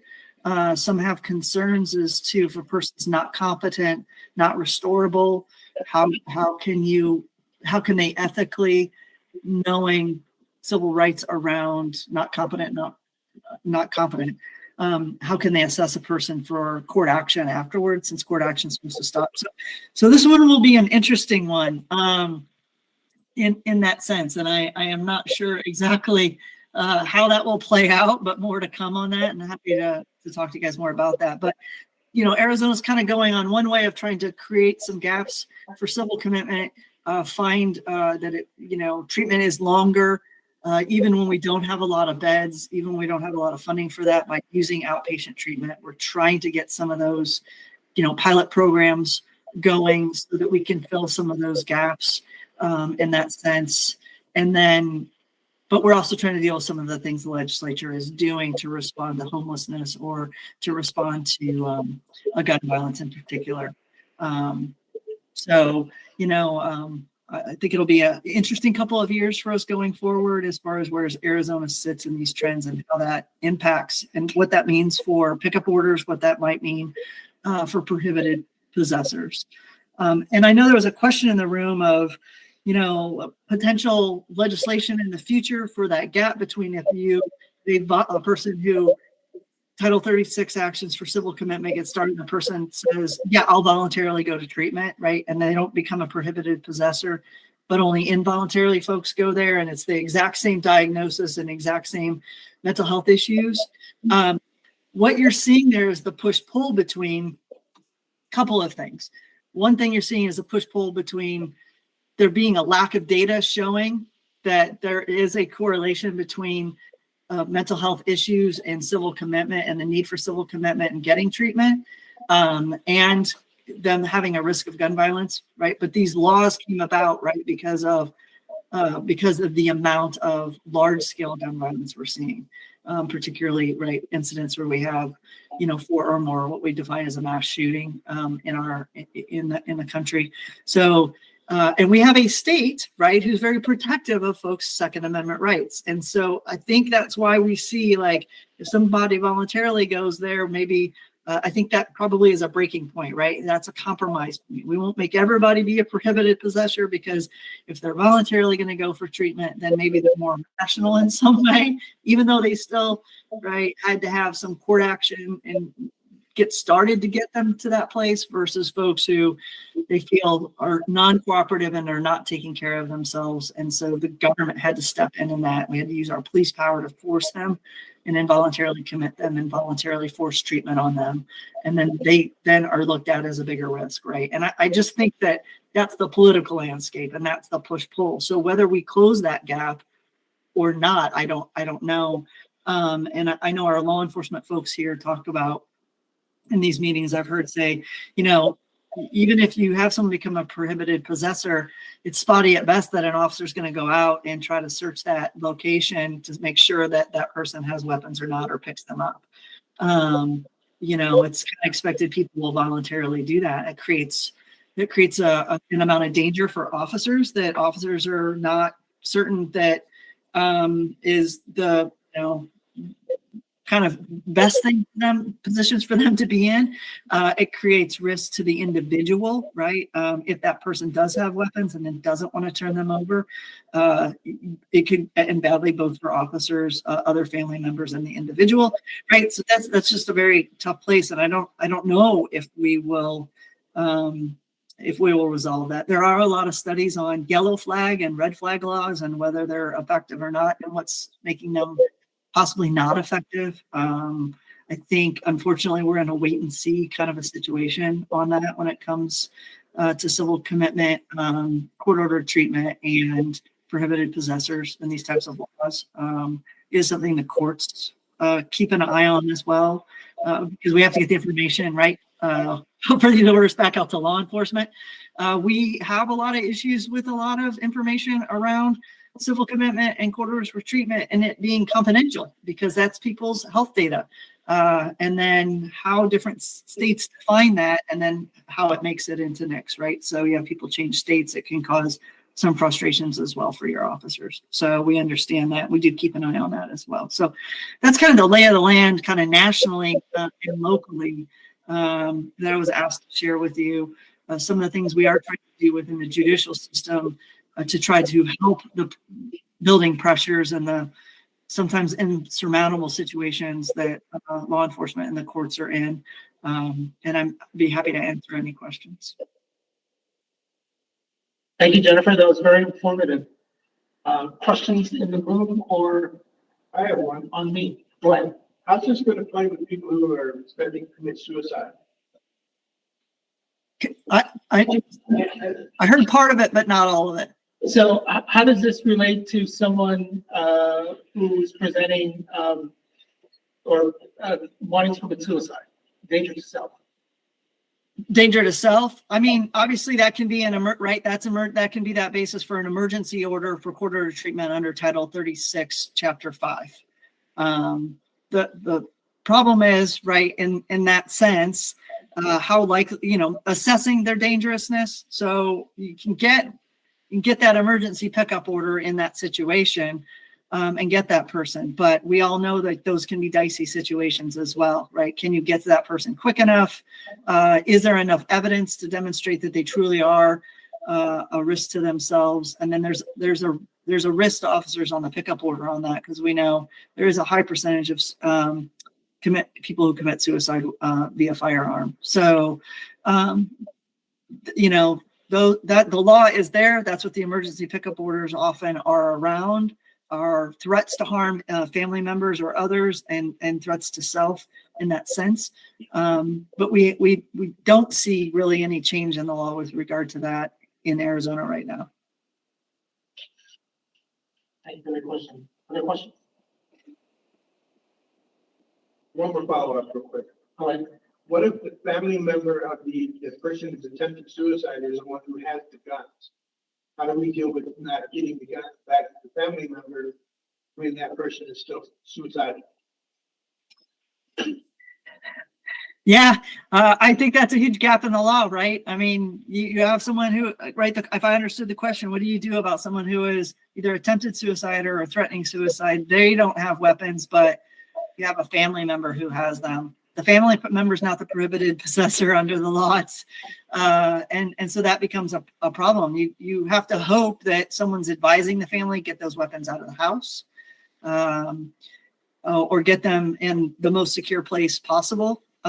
You have to, hope that folks will do the right thing. But right now, I think that that's a question that legislatures face a lot of times. It does come up in a lot of hearings is what do we do in those situations? And right now the law does not allow us to take those firearms from individuals who have committed no wrong. On my law enforcement mental health team, we run into that routinely where people release their firearms to a brother or a parent, and there's really nothing we can do in that scenario about that. Yeah, Jason, you're right. There's that too, right? Because you can voluntarily not give them to law enforcement to a family member. And then what's to say that law enforcement and the courts know they gave them to voluntarily to a family member who's not going to give them back to them a day or two later when nobody's looking. Yeah. Exactly. Yeah. And that's why folks say these laws, right? That's great. Like we have a problem we have an issue we need to deal with, but our legal solutions often have no teeth. And that's why a lot of people roll their eyes with regard to them, you know, and say like, whatever, you came up with something, but you came up with something that is not going to be necessarily effective. And really societally, until we change our mindset with regard to mental health, firearms, homelessness, and all kinds of other issues, I think we're going to continue to be in this terrible, terrible feedback loop.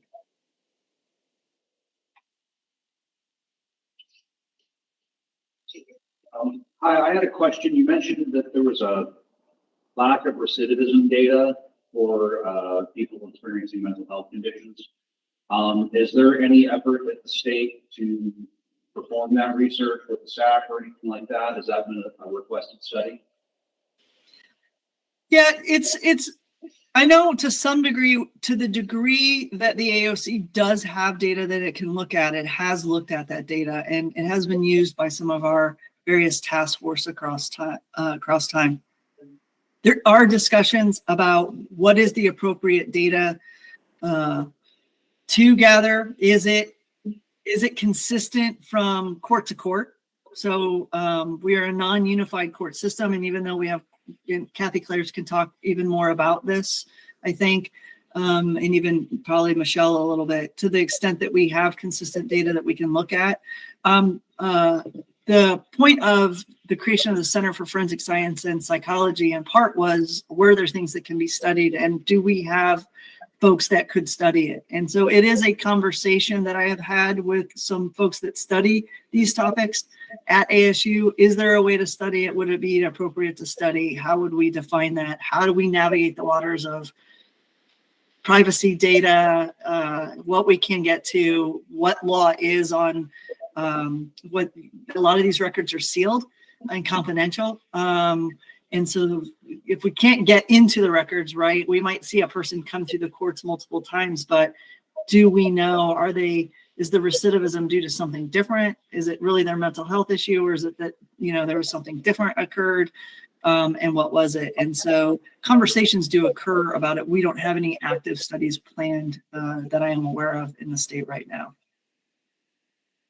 And you asked specifically about the SAC, this Analysis Center at ACJC. We have a number of data projects that we're advancing. One is a statewide criminal justice data system. We had ran a bill last year that was successful, but ultimately vetoed, to create a statewide data system for criminal justice. It will be more of a general data gathering or data sharing system, not specifically looking at recidivism or any sort of vertical within that. So it's phase one will probably be the data system, phase two, the other analysis or vertical pieces. Specifically about recidivism and active projects in SAC, no, not at this time. I know it is an area of discussion. There isn't a lot of clarity around definitions of data. As we look at strategically how ACJC will address that, I think it's a broad data project, creating that sort of data sharing and data aggregating, and then phase two or three or four would be more deeper analysis. You know, nothing active at the SAC or ACJC. Other questions, comments? We'll have the opportunity as we go forward. Thank you, Jennifer. That was very helpful. I really appreciate it. Yeah, thank you to everyone for allowing me to come. All right, Kathy's up next. Kathy is with court operations at the AOC, and she's going to provide us with some state level data on treatment order. Yeah, good morning, everybody. Sorry I wasn't able to travel down to Tucson today, but I just wanted to share with you, and some of these numbers that I'm going to be sharing with you here in a moment were also provided by Keith Kaplan. I'm not sure if Keith is on the line and wants to talk a little bit more about Maricopa numbers, but I basically just took numbers that we pulled from our Ajax courts which is all of the superior courts with the exception of Maricopa and Pima. I will also just tell you that the numbers that I'm going to share with you here do not include Pima. I was not able to get their specific information at this point, but at least it'll give you an idea of the number of court-ordered evaluations that are made each year.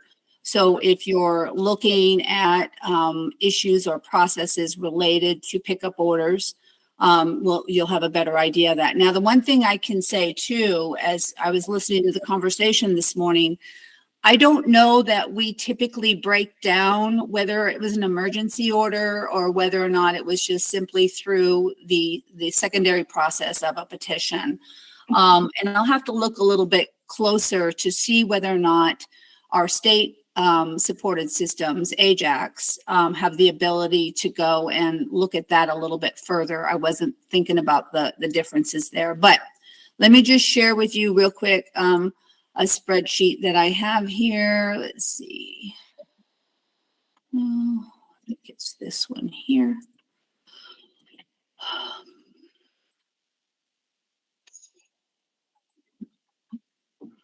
Are you able to, oh, not yet. It looks like it's, are you able to see a spreadsheet? Yeah. Okay. Difficult to see, but we can see. You can, I'm sorry, say it again. It's a little difficult to see, but you can. Do I need to make it larger? Let me see if I can get it larger. Does that help a little bit? Yes. Okay. So I have a trend here starting from 2018. And what you'll notice is we're really kind of averaging. And again, these are from the court ordered evaluations. So this is when somebody presents the court with a request to have an evaluation done. And again, it doesn't distinguish whether it was based on an emergency request or whether or not it was done through the general petition process. So as you can see here with the AJAX courts, we're averaging about 500 a year of those.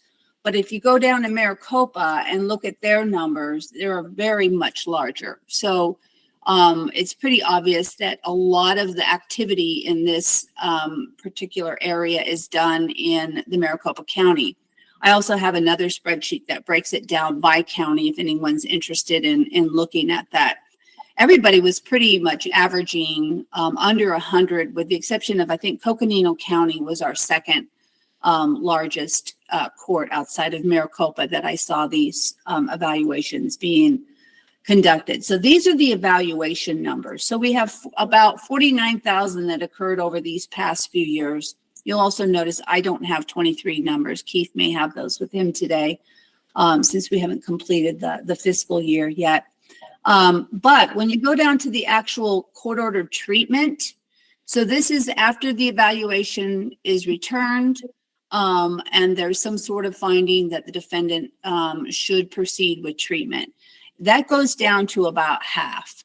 So we're looking at about a 50% ratio. The other thing that I'm not 100% sure of, because we can have in the court-ordered treatment arena, we have two different event codes that courts can use in our database to identify that an evaluation has been filed with them. And so I'm concerned that there may be some duplications in there as well. And so I need to ask my staff to kind of go back there and look to see whether or not we have a significant duplications with that number. But as you can see, it looks like about half of those folks that get an evaluation order actually end up getting committed to some sort of treatment. And again, there's no breakdown on whether or not the defendant took voluntary treatment or whether or not it was court ordered. So one of the things is we're talking about data for the future, and we recognize that you know, a lot of the details of some of these things are necessary. And one of the things that we're doing here in the courts that I wanted just to make you aware of is we're doing a project that's called the Court Standardization Project, and it actually focuses around a national level for courts to attempt to define and utilize similar data sets when we're talking or presenting data for our state. And obviously the purpose for this is so that we're talking apples and apples when we're looking at Oregon's data or California's data, that we're kind of talking about the same thing.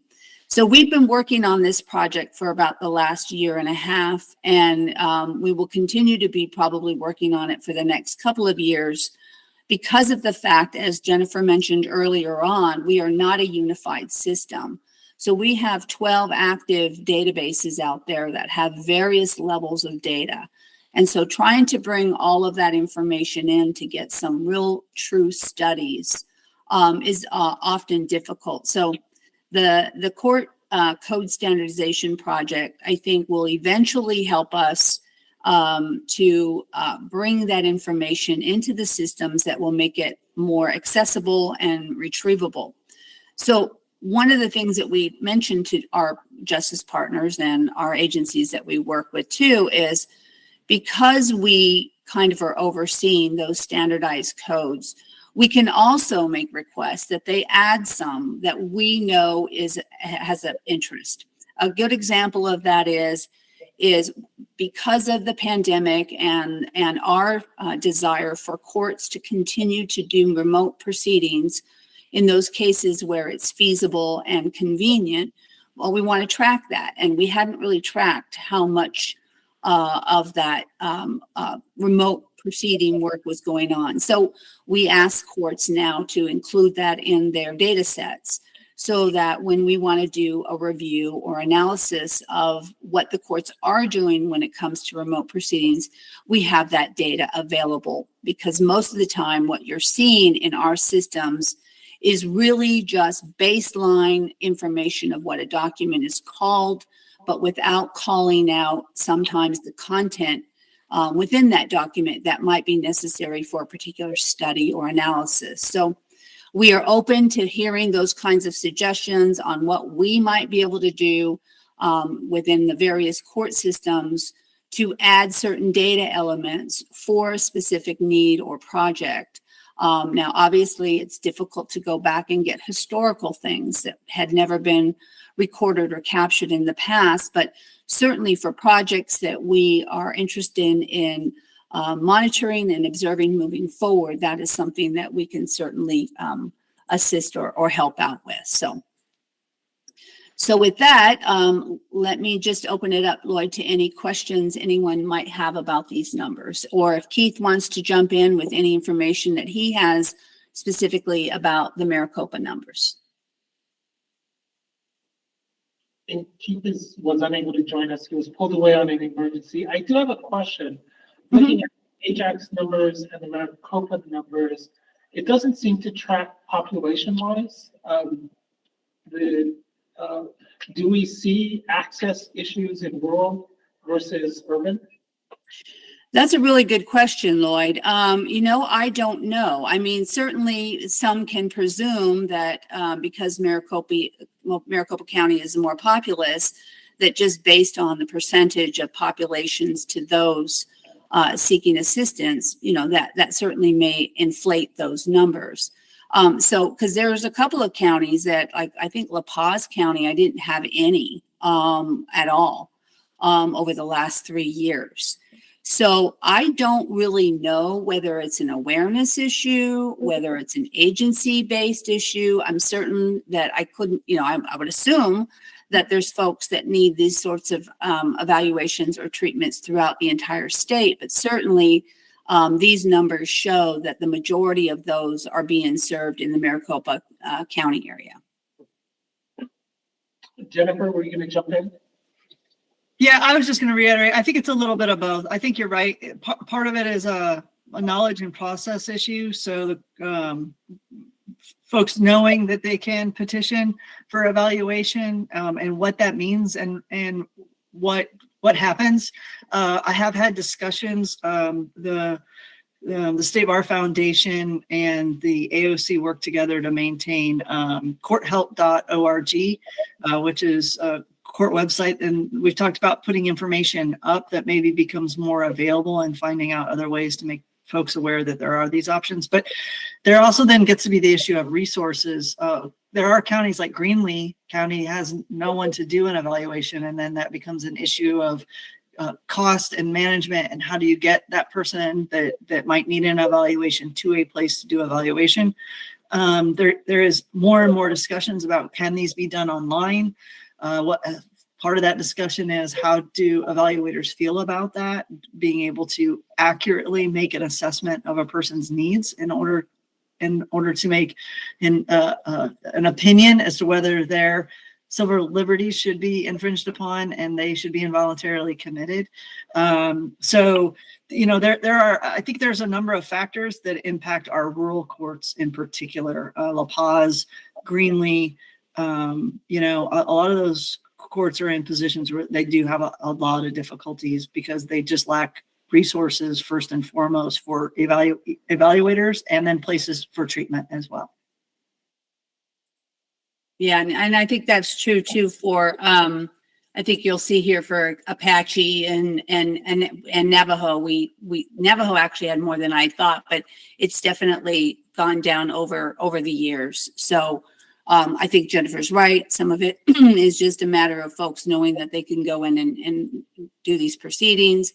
Obviously, I think that it's just Maricopa just seems to be the area in which most of these folks seem to be getting picked up or having some sort of interaction with law enforcement that then creates these additional issues. So, I mean, I can work at dicing this information a little bit further. I'll talk with my statistician staff and see whether or not there are some other elements within some of these cases that might give us a better idea. Because I think the focus of this particular task force or work project, Lloyd, and correct me if I'm wrong, is really related to the pickup orders, right? Yeah. And so that's the one thing that unfortunately I'm not really able to determine is, did we really have 10,000, pickup orders in fiscal year 2022? Or were these simply just orders for evaluations of somebody that was already in the system and had presented themselves, and as opposed to those emergency situations? So I need to look further to see whether or not I can break down that information. Questions?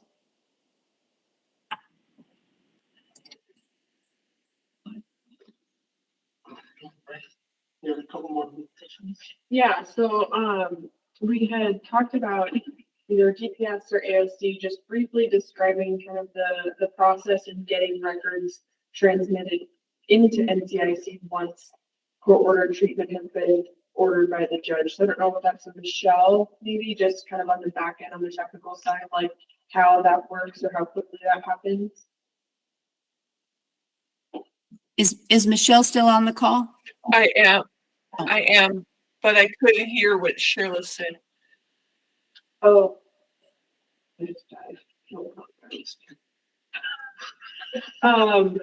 Michelle, can you just briefly describe kind of the process of once court order treatment has been issued by the judge, how that information is transmitted to NCIC and kind of the time that it takes? Sure. So we currently have 2 feeds that run at 10 a.m. and 7 p.m. The courts are the Superior Courts, Maricopa, Pima, and Ajax. The data is pulled from a contingency feed from those courts. And each day, like I said, at 10 and 7, we transmit to NICS. I think we might be having some connection issues with Michelle. But it's an electronic transmission. Yeah, because I'm having horrible feedback. Is it in the same way as like the protection order? I don't know.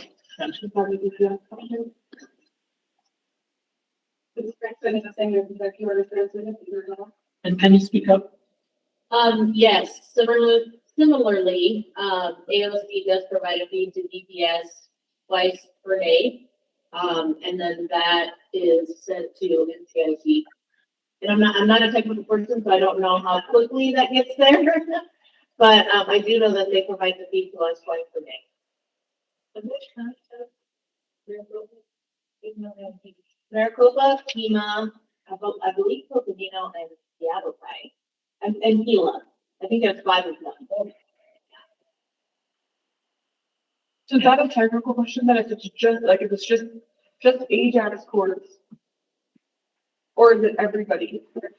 Even This is Robert. I can might be able to answer that. It's all the superior courts is what it is. So through a feed that we're getting. So.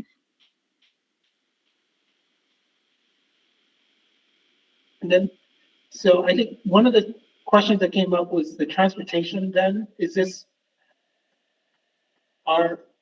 law enforcement the responsible party for transport to mental health facilities? Or is that different by county?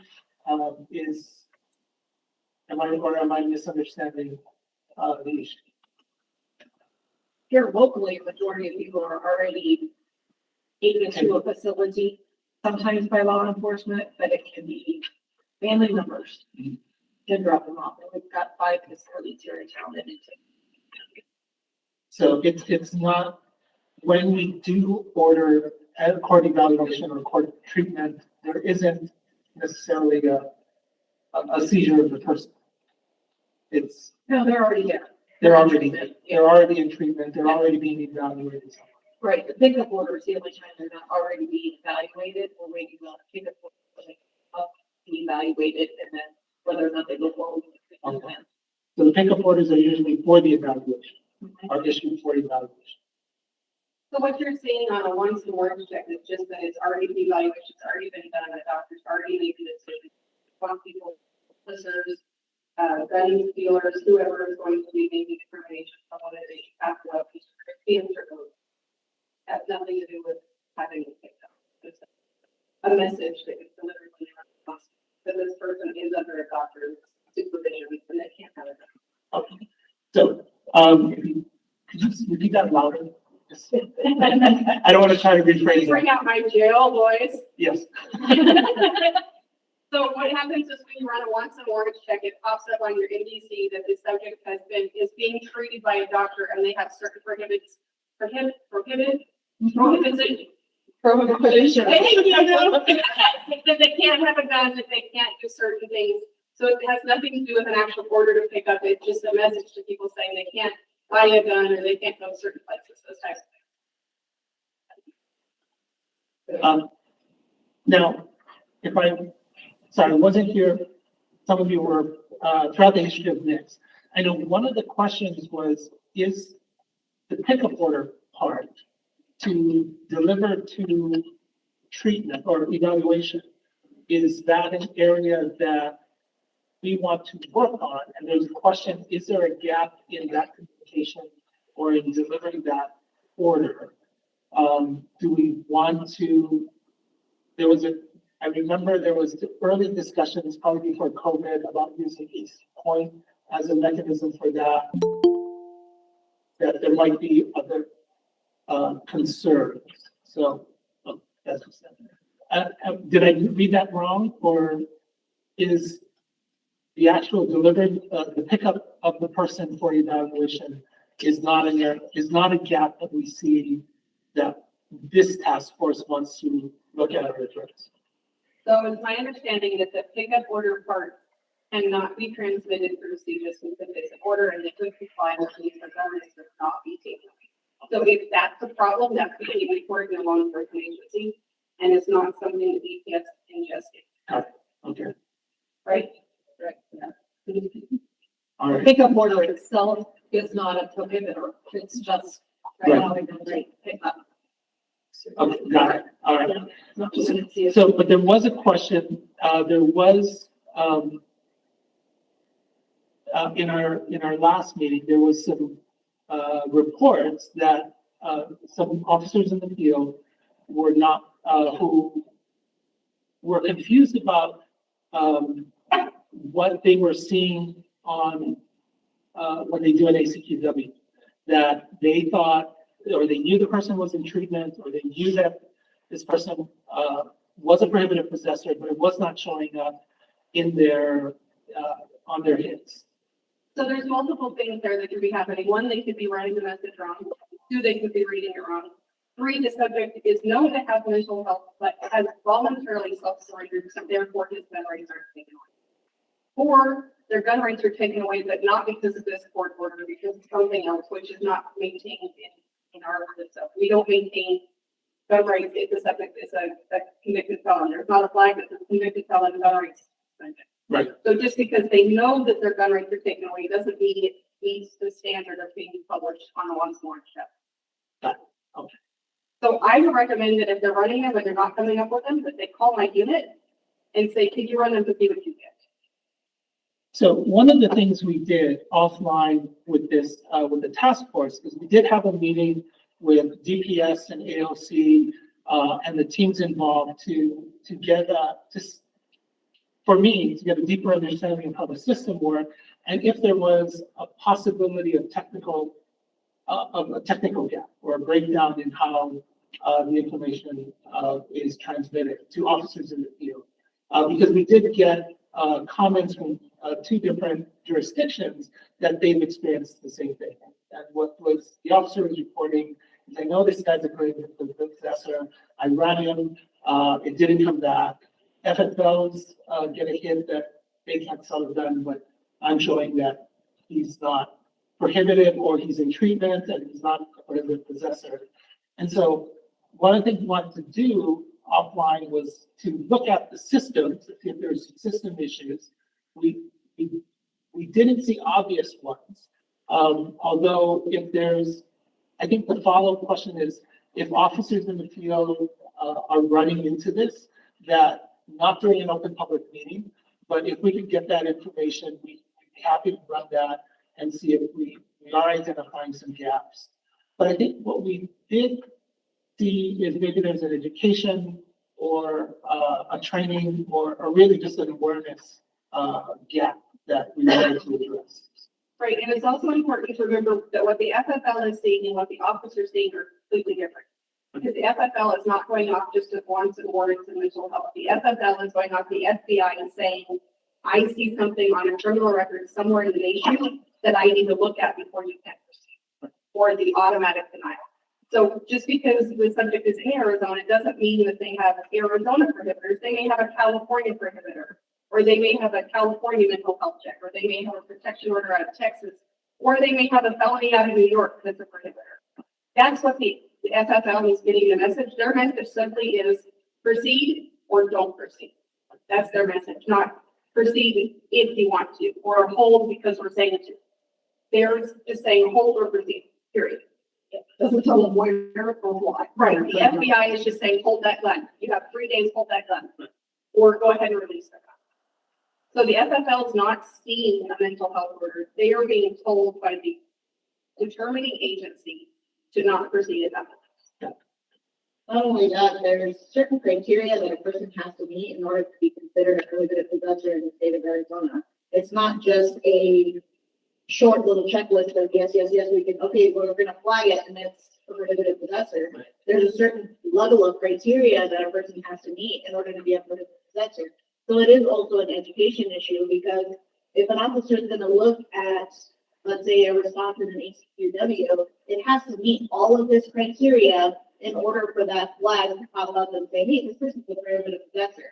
We don't have that flag right now, but it's going to take a lot of technology to be put in place in order for a person to be considered a prohibited possessor, because there's certain criteria that a person has to meet. So yes, this, no, this, yes, this. So there's a lot of different scenarios that a person could be considered a prohibited possessor. Right. For example, a lot of felonies are prohibited possessors, but not everyone. Domestic violence can be a prohibited, but the FBI wants to know what was the relationship, because their domestic violence is way different than Arizona's domestic violence. What was the level of conviction? Because they're looking at our statute to show what the person should have been sentenced to. What was the level of violent issues? Was the fist? Was it a car? What type of drug? What was the quantity of drug? So they're looking at a big spectrum of give us this information before they make a decision. did bring up a point where they said, can it look like AZ Point? So I'm wondering if there's a different perspective that we're not hearing yet, that is more the challenge of knowing that there's a pickup order. So I may be in one beat of Tucson with a pickup order and I'm looking and looking and looking, and somebody else has contact in another area or out or Raleigh or Marana, and they want that pickup order to be shareable.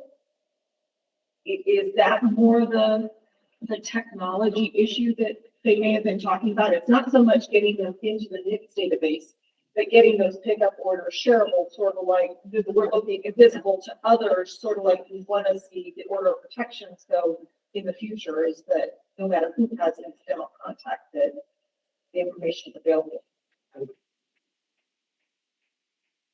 So they law enforcement pickup thing. So Jason, are you listening? I don't know if they can hear. Other questions or comments? Did we have someone else who did yes? No. No, okay. And then just the final kind of piece of this, Keith, is Lloyd said, had to be out this morning, but I just wanted, Sergeant Winsky from Tucson PD to give the group kind of an update. I know we have some new members, but Pima County is really nationally recognized for one of their models that they've developed. And just wanted Jason to share kind of how that came to fruition and what they do more of a preventative approach. So Sergeant Winsky, whenever you're ready. Hi, everyone. Jason Winsky here. Sorry again, I couldn't be there in person. I wanted to be. I'll just be brief. You know, Jennifer did a phenomenal job, actually, of kind of framing this conversation and what the gaps are. Our journey in Tucson, it started actually with the Pima County Sheriff's Department. They started the first mental health team for law enforcement in Tucson in response to the mass casualty event involving Congresswoman Gabby Giffords up on the north side of our town at a Safeway shopping center. And really, I think what's most relevant for this group is what we did as both a sheriff's department and a police department here in Tucson is we centralized the service of the pickup orders. So the vast majority, like probably over 90% of the mental health pickup orders that come out in our county or in our city are served by these dedicated teams of highly trained officers that go out and serve them. And all these years later, one of the gaps that I want to double down on that Jennifer talked about is the data mining of these orders. As a police department and as a sheriff's department, we were tracking literally nothing about mental health pickup orders. We weren't tracking how successful we were, how many expired, how many uses of force did we have while doing this activity, how many of the orders, ended up with somebody going on court order treatment, or how many did the person convert to voluntary, how many did the court drop. And so we're really trying to data mine all of those things now to try to provide some outcome data. The vast majority of police and sheriff's departments in the country still serve their mental health pickup orders the old way, which is they just fax them throughout the county to the closest substation where we think the person lives, and an officer or deputy at complete random goes out and serves them. And there's just a lot of issues with that, and we see uses of force, and we see bad outcomes for those. And so that's a big thing that we're trying to prevent with our dedicated mental health teams. But I wanted to double down on some of the gaps that Jennifer talked about. There's no one, you're not gonna find anyone with more respect for protected health information than me. But there's a lot of inefficiency in Title 36 because law enforcement just cannot see a lot of the information that would be useful for us. So, for example, there's a lot of people that get put on, that we will apply for a court-ordered involuntary evaluation, and then we find out later the person's already on COT, right? So it's just completely inefficient that way. Another gap that I see a lot, and Jennifer mentioned this too, is the legislature kind of keeps tinkering with Title 36 and adding these new tools and these things. The reality in Arizona, which is interesting because we are kind of a liberty state, it's really not that difficult to put someone particularly on an emergency application. The problem is there's very few downstream beds, right, for this population. So the person goes into the hospital, they're there for a day or two, they get evaluated, the situation calms down, and they just get released back to the community. She mentioned, we have this law now for secure mental health facilities. Well, we don't have any, right? Because there was no funding mechanism for the counties attached to that law when it was passed. And the last thing that I try to mention anytime I'm talking to a group like this is there's a lot of talk nationwide in law enforcement right now about persistently and acutely disabled. That's one of the things we have in Arizona. We had a pretty complex and confusing definition of PAD in Arizona, and then a few years ago they changed it, and it's actually even more confusing and complex. And I think different counties and different evaluating facilities, interpret that statute, differently. But with fentanyl and with people experiencing chronic homelessness, we know a lot of that population has underlying mental health conditions. And we're pretty interested in, as law enforcement, in looking at that persistently and acutely disabled, because, not everyone, right, experiencing addiction or homelessness is persistently and acutely disabled, but some are. And so, a lot of these applications and these court-ordered involuntary evaluations, they get dropped because, substance is detected.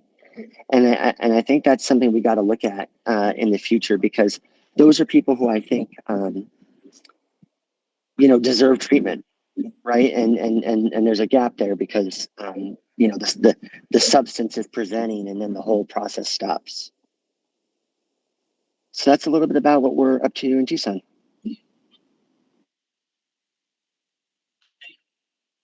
Thank you, Jason. Can you share a little bit more about the teams, the actions of the teams? I'm very curious about that. Yeah, so both teams operate very similarly at the sheriff's department and then at my police department. We have a sergeant, we have detectives, and we have officers. The detectives do really interesting investigations. We do missing vulnerable adult investigations, but really the bread and butter of what the detectives do is really work with high utilizers, including people that could also become a danger to the community. So we're looking for those needle in the haystack type cases where someone, might have access to firearms. Like a classic case that would be referred to my team is like the person making, overt threats on Facebook or by text message or email. We work a lot of those. And the officers really focus on the field work. When they're not busy serving the pickup orders, they will look at 911 calls on the board or on the screen that seem to have an obvious mental health nexus, and they'll jump on those and help the patrol officers and deputies out with them. So tell me a little bit about the team makeup and the partnership with behavioral health. Yeah, so we at TPD, where I am, we have one sergeant, which is me. We have 2 detectives, and we have 5 officers. We work nonstop with the treatment community all day. We are on the phone with them, on email with them. We participate in meetings with them nonstop. There are 4 or 5 major providers here in Tucson. They cover most of this population. We are constantly doing case management. Again, high utilizers is a big component of what my team does, trying to get to the root cause of why somebody's cycling in and out of the hospital, and or the jail multiple times. Thank you. And in the past 11 years, what do you see that's different, and why is that a highlight? Well, I mean, since COVID and the fentanyl, opioid epidemic, I mean, that has just ravaged communities across the country. And it's a real hurdle, because when you petition somebody who's in one of those conditions, what the evaluating hospital sees, right? What presents first is the substance, right? And it's a short window of time that you have to make a decision on whether you're going to proceed with court order treatment for somebody. I think it's every 24 hours. In fact, you have to kind of refile or have two doctors agree that the process should roll forward and continue. Something I'm seeing different now than years ago when we started is with whatever is happening on our streets, not just in Tucson but nationwide. 24 hours is not enough in some cases for some of this population to really kind of come down, for lack of a better expression, to a state where they could really be evaluated to see that, if underneath all that, substance, there is an underlying, mental health condition. So that's definitely a change that I've seen over the years is, I don't know that 24 hours is really sufficient anymore for some people who are really struggling. We have to balance that with the civil liberties and. Yep. Yeah. That's tough. Questions for someone?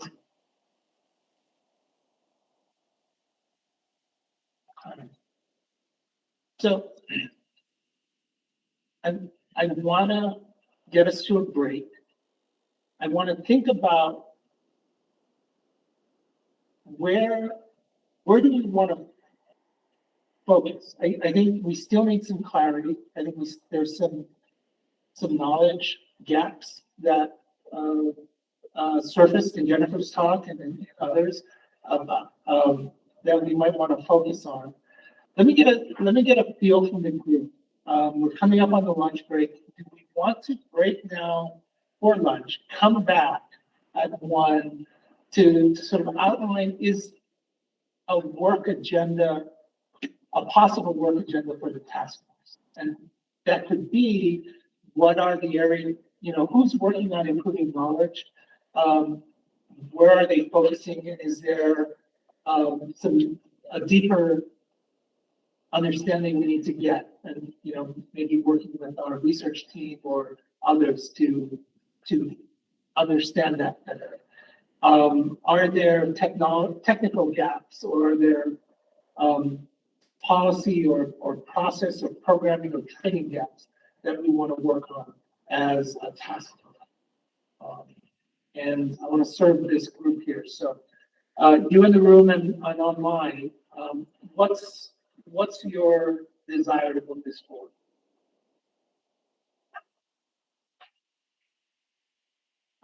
I think, go ahead. Lunch. Yeah, lunch and come back and see. Okay. So when we come back, let's break. Let's reconvene at 1 o'clock. Does that give enough time for people to? Let's convene no later than 1:15. Let's try for 1 o'clock. And then when we come back, I'm hoping to discuss. Think about what we've heard. Think about the spaces we need to get more clarity or more information or more knowledge, and then possible areas that we might want to work around. So we are on break till 1:15, but if I give you 1:15, let's start right on 1:15. Okay, so that's 1:20, an hour and 20 minutes to do your emails and lunch, and reconvene. We're on break till 1:15. Thank you, everyone.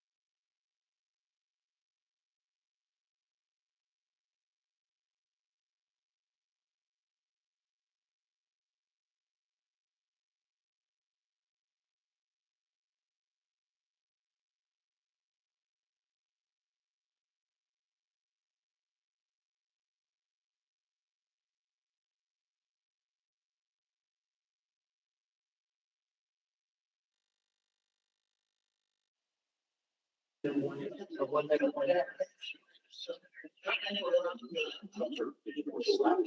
Yeah. But you know,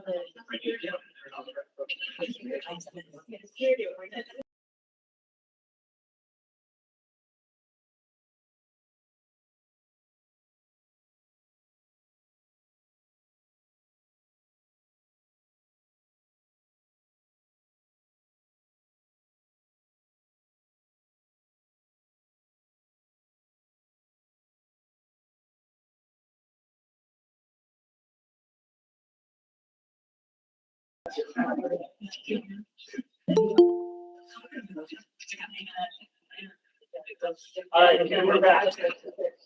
Let's do this. Set an agenda for 2024 working groups. We'll finish up our discussion of the morning, set agendas for 2024, and then that should get us out of here in October. 2023 working groups were two FIDs. We did a lot of work around, the teams are doing a lot of work around and the life issues. We've got those resolved. I think it's right now a funding issue. I'm not aware of any ongoing TFID challenges that the task force needs to work on. AZ Point was a big area of focus for us this past year. Working groups did a lot to focus improvements for 2.0. We're now wrapping up the final set of service agency improvements. So I think we'll continue to do some work on AZ Point with the focus being on unservable orders or unserved orders. I think as we discussed it, the start of that, or how we want to start, is really getting a better understanding of why orders are not served and where, if, get a better feel. A lot of the visibility issues, the locating issues that we fix with technology, we've done. But there's still a portion that have been issued by the court that haven't been served or really, in some cases, are unservable. So that'll continue to be a focus for the working group, hopefully for, what was the other one? Oh, ADRS. ADRS continues the implementation, e-warrants continue. There is requests from my leadership to do more on expanding e-warrants, e-warrant adoption. If we'll figure out a working group around that, I'm not sure what we need to do to help advance the adoption of e-warrants, or that's critical focus for this group.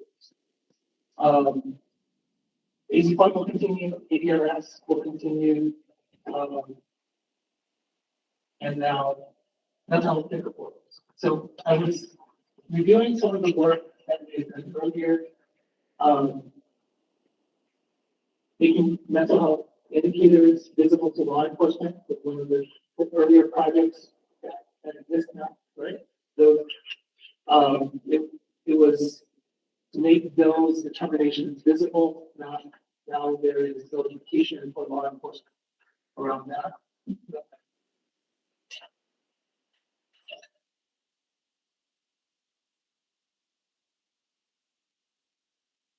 Pre-trial conditions of release is back on track. We're working with the courts and probation on setting up requirements to, as you heard in the earlier presentation, to capture that information. We will continue, there's working groups around policy, training, and implementation, existing on conditions of release. So we'll reconvene those groups to make sure that as we build up the technology, that there is appropriate training. Oh, sorry. That was my notes to myself. A lot of what we do, a core thing that we do for the NICS task force is visibility, and visibility for law enforcement. And I was just thinking to myself, and maybe this might be a good topic. Why is visibility important? And safety, safety, officer safety. What else? Safety? Knowledge, right? Awareness. Think about knowledge. If you're aware of a situation, an individual is possibly in mental distress, you as an officer may handle that situation a little differently. And if you have that information going in, you would prepare them. What else? Why is visibility important? Clarification for what might say. First, Clarification. Clarification. Like the person is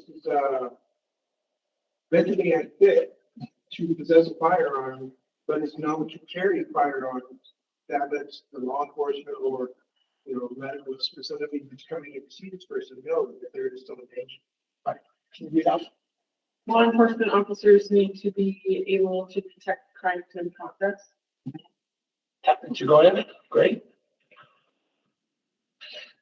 Which led me to another question. So I have some notes that is on the board here for those joining by Google Meet that I was jotting down over lunch.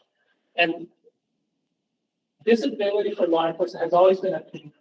That's honoring the funding, right? The funding that we get is to support visibility of these indicators. The second question was, what should be visible and why? Right? A lot of our projects around prohibited possessors, pre-trial conditions, but if we think broadly, what does law enforcement need to see, or what in order to keep officers safe, public safe? Not always that came up. Visibility is important. What should be visible and why? Much information is about Mm-hmm. Such as any information that you have that they don't offer this officer assistance in the situation he's working. It could be prohibited possessor information, pre-trial conditions, it could be mental health, it could be a variety of information. And every little bit could help an officer in a situation. But not too much to where they put it in a position of liability. Or overload. Further, this information is not the information that is pertinent to the situation he's working. right. If they're a Dodger fan, I don't need to know that. we don't need to know everything.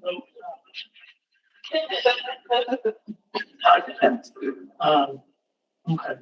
Why Austin Post? So when we looked at when I just scanned back through the last 5 years, the key thing, so mental health indicators fit on that, right? If someone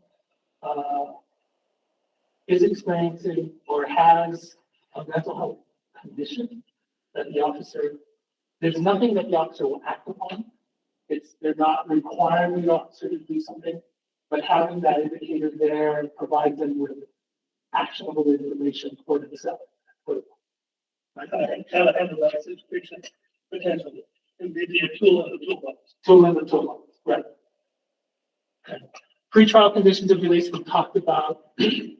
And again, it's to get that information. We talked about the types of hoping to standardize that information in that order. I think that's a yellow. I think mental health, let me go back. Mental health indicators. We have the indicator now, it's visible when you do these.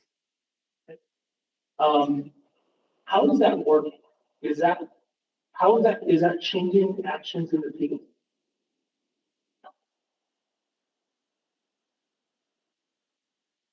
You have to ask the officer who's in the field. Yeah. They can see the visualize. It's working for its gun check. They come on, So at least they're benefits with stopping and saying, hold that up. Oh, that, um.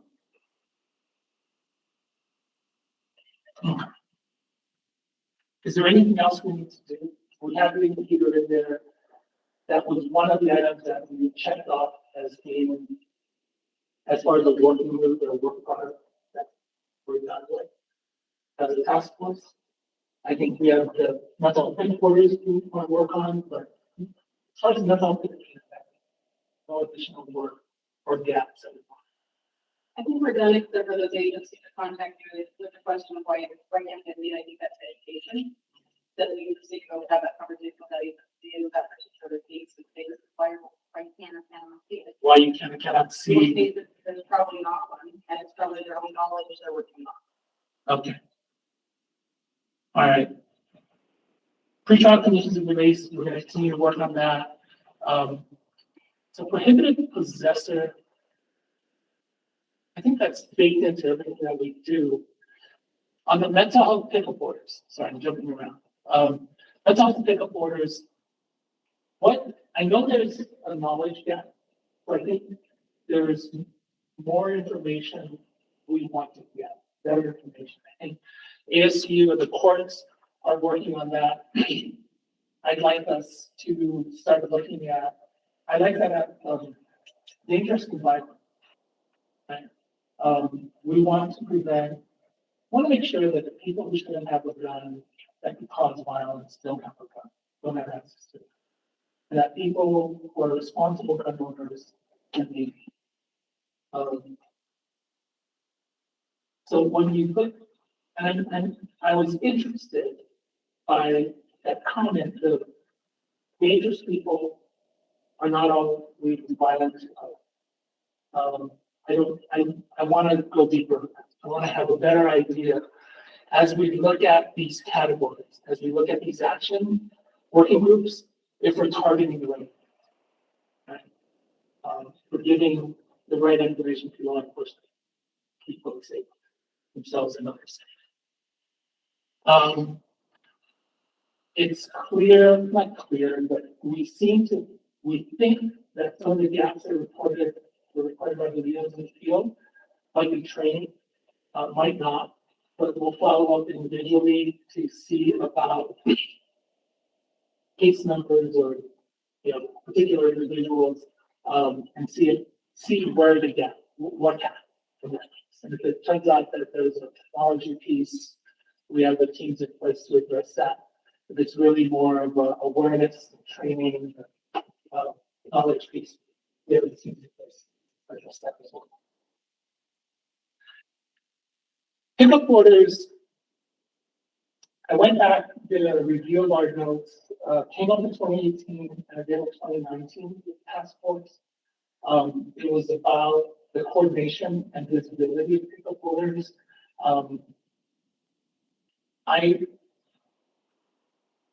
There's a gray area of it being, is it civil or is it law enforcement? To me, is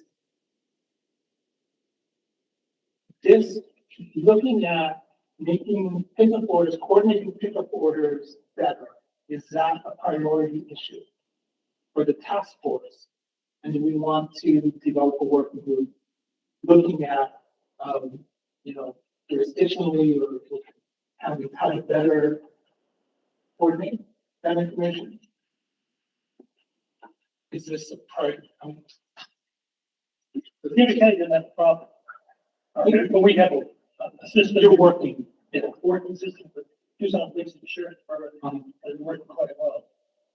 Maybe sharing what that, sharing some lessons learned and how you guys are doing it.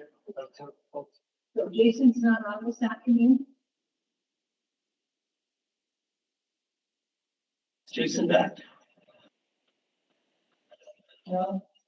I just talked to one of our mental health detectives, and I thought I had shared with them about this meeting because it was going to be with this mental health thought process. Right.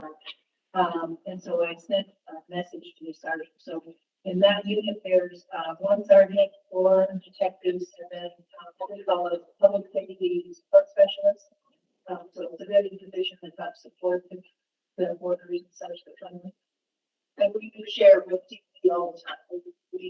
They give us their mental health order information, we give them our mental health order information, put it into the different computer systems.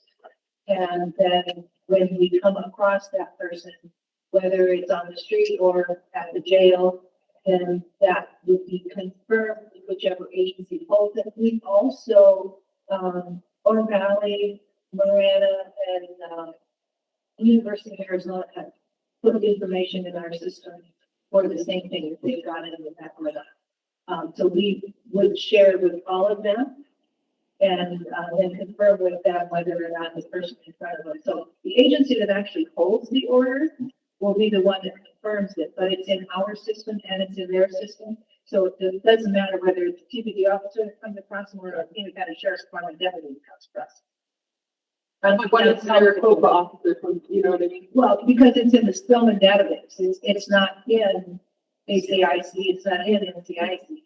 And I don't know what that part of it is. It's kind of, I mean, for me personally, we're talking the whole public safety versus HIPAA, and where is that at? I mean, I know the rules for Spillman. I don't know the rules for DPS and where we go with it, you know. But that's a really good example of a coordinated effort in a county with cooperation amongst law enforcement, individual health centers, medical facilities, and that's not the model used everywhere. And then we see it used in Mojave for good coordination on other things. I think that's always a secret sauce when all the players in the county coordinate and share information, meet regularly, triage. It doesn't sound like this is rising to a level of a statewide issue that we need to focus resources. That there are some good local solutions as part of our ongoing education efforts and deepening our understanding of mental health and violence. I would hate to have weighed in on it to either the positive or the negative to influence that without someone from that unit actually saying so. But I did invite them to the meeting. And I will continue to if it shows up on our agenda. Okay. All right. I think we can follow up on that. All right. And you also may want to contact those counties that are having issues, to see if maybe they would need to entertain some recommendation. Where it may not be statewide, but it could potentially be countywide. Yeah, I like that. Yeah. Yeah, I just see that you're gonna have, if you're doing it countywide, you're gonna have a big discrepancy between smaller counties in Maricopa. Because Maricopa has a dozen plus law enforcement agencies to work with first and safe grading. That's got like 4. So you're gonna have it, and they don't all use the same record management. They don't all have skill. So within one county, they have 5 different records. And we actually do have that. So these are the people that actually use Spillman. But some people like, so TPD does not use Spillman like we do, but they have access to it and they think we're going at. So the other thing I heard today was perhaps a policy agenda for some proposed statute changes. It's not a third rail for us, but for I think the task force, I think being aware of legislation, we don't take policy stands. We haven't in the past drafted legislation. And limited as a commission staff on what we can do as staff. But I think continuing to be aware and sharing legislative updates. This is going to be an exciting legislative season again, I think. So we have our legislative staff. I'll make sure that you're aware that we share their writings and their analysis of the bills that are going through. And if you have folks that are tracking legislation that you want to share, we can advocate and get that out to everybody. But there are some more process and problematic issues on them out. So right now, this is right after lunch. What are some, so working groups for 2024, working group agendas for 2024. There's a mental health disorders. Besides sort of getting smarter about this issue, which I think it's a good opportunity for all of us to get better understanding of this. Is there something we want to put on our to-do list?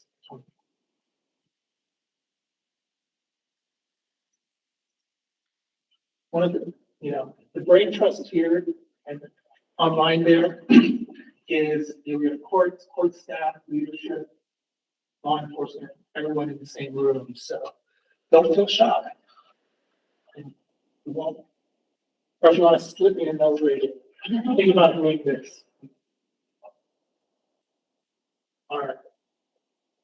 Now,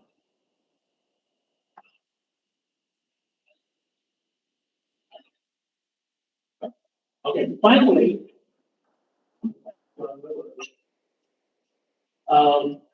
again, agenda setting to 2024 work groups. Any other priority areas that we talked about? One that we have not worked on is recruitment and retention, and getting a better understanding of recruitment and retention issues.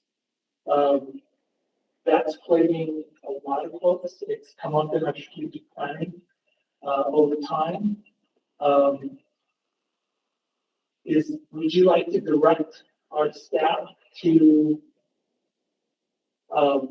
start thinking about recruitment and retention, looking at best practices, trends, who's excelling at this and not? I know that's a complex issue, but I hear it everywhere we go. Recruitment and retention challenges, and again, it came up in our strategic planning. What are your thoughts? I'm not volunteering to be on the work. Do you think it's a good idea? Do you mean for their agencies like specifically, or the task force as a whole? Because more in the past. I think, well, when we did our last strategic planning, we did a couple of strategic planning sessions. As the task force. As a task force. Recruitment, and so we talked about records, we talked about a number of challenging areas that impact our daily work. And what came out is this overarching issue, the overarching issue of recruitment and retention being broadly impacted, everyone being impacted by that. And we didn't break it down into, well, what is actionable, what can we do, how do we address recruitment and retention? But if the task force would like us to begin exploring that, we can start putting a white paper together. We're starting to think about how our agencies in Arizona, across the nation, addressing recruitment and retention, what can be done, what are, what's on the right hand of the feds coming in, what are others doing? So if that's part of the area for us, it does connect and help us drive our niche strategy. Someone know? Someone not? Balance? No? I don't know, I think each agency is unique in its own way. And that's really, I think, for each agency, we have I know we have our own do it. I think it's something nationwide that we're doing, so I don't know that's something I would want to focus on as the next steps for it. We're always gonna have things coming down from, we're always going to have. And what works for What Glendale may not work for you. right. Yeah. So trying to put together a retention schedule, recruitment may not work for every agency. And then for DPS, that wouldn't be the three of us, that would be our HR, our 20 plus people. think there's too many unknowns still with this that we need to solidify before talking about issues, because all of this comes down to education, especially the mental health part of it. I don't even know if officers really know what to do when they see these mental health reporters. I don't know if they're fully educated on what it is their role is. But I think before we start talking about retaining people, they have to have some solid information that we can share with those people that we're employing. Thank you for bringing us back. So, when's the law enforcement summit? July? So July, what is it? July. Okay, our next scheduled meeting is the law enforcement summit in July. We will probably have an interim planning or an interim update session. In between.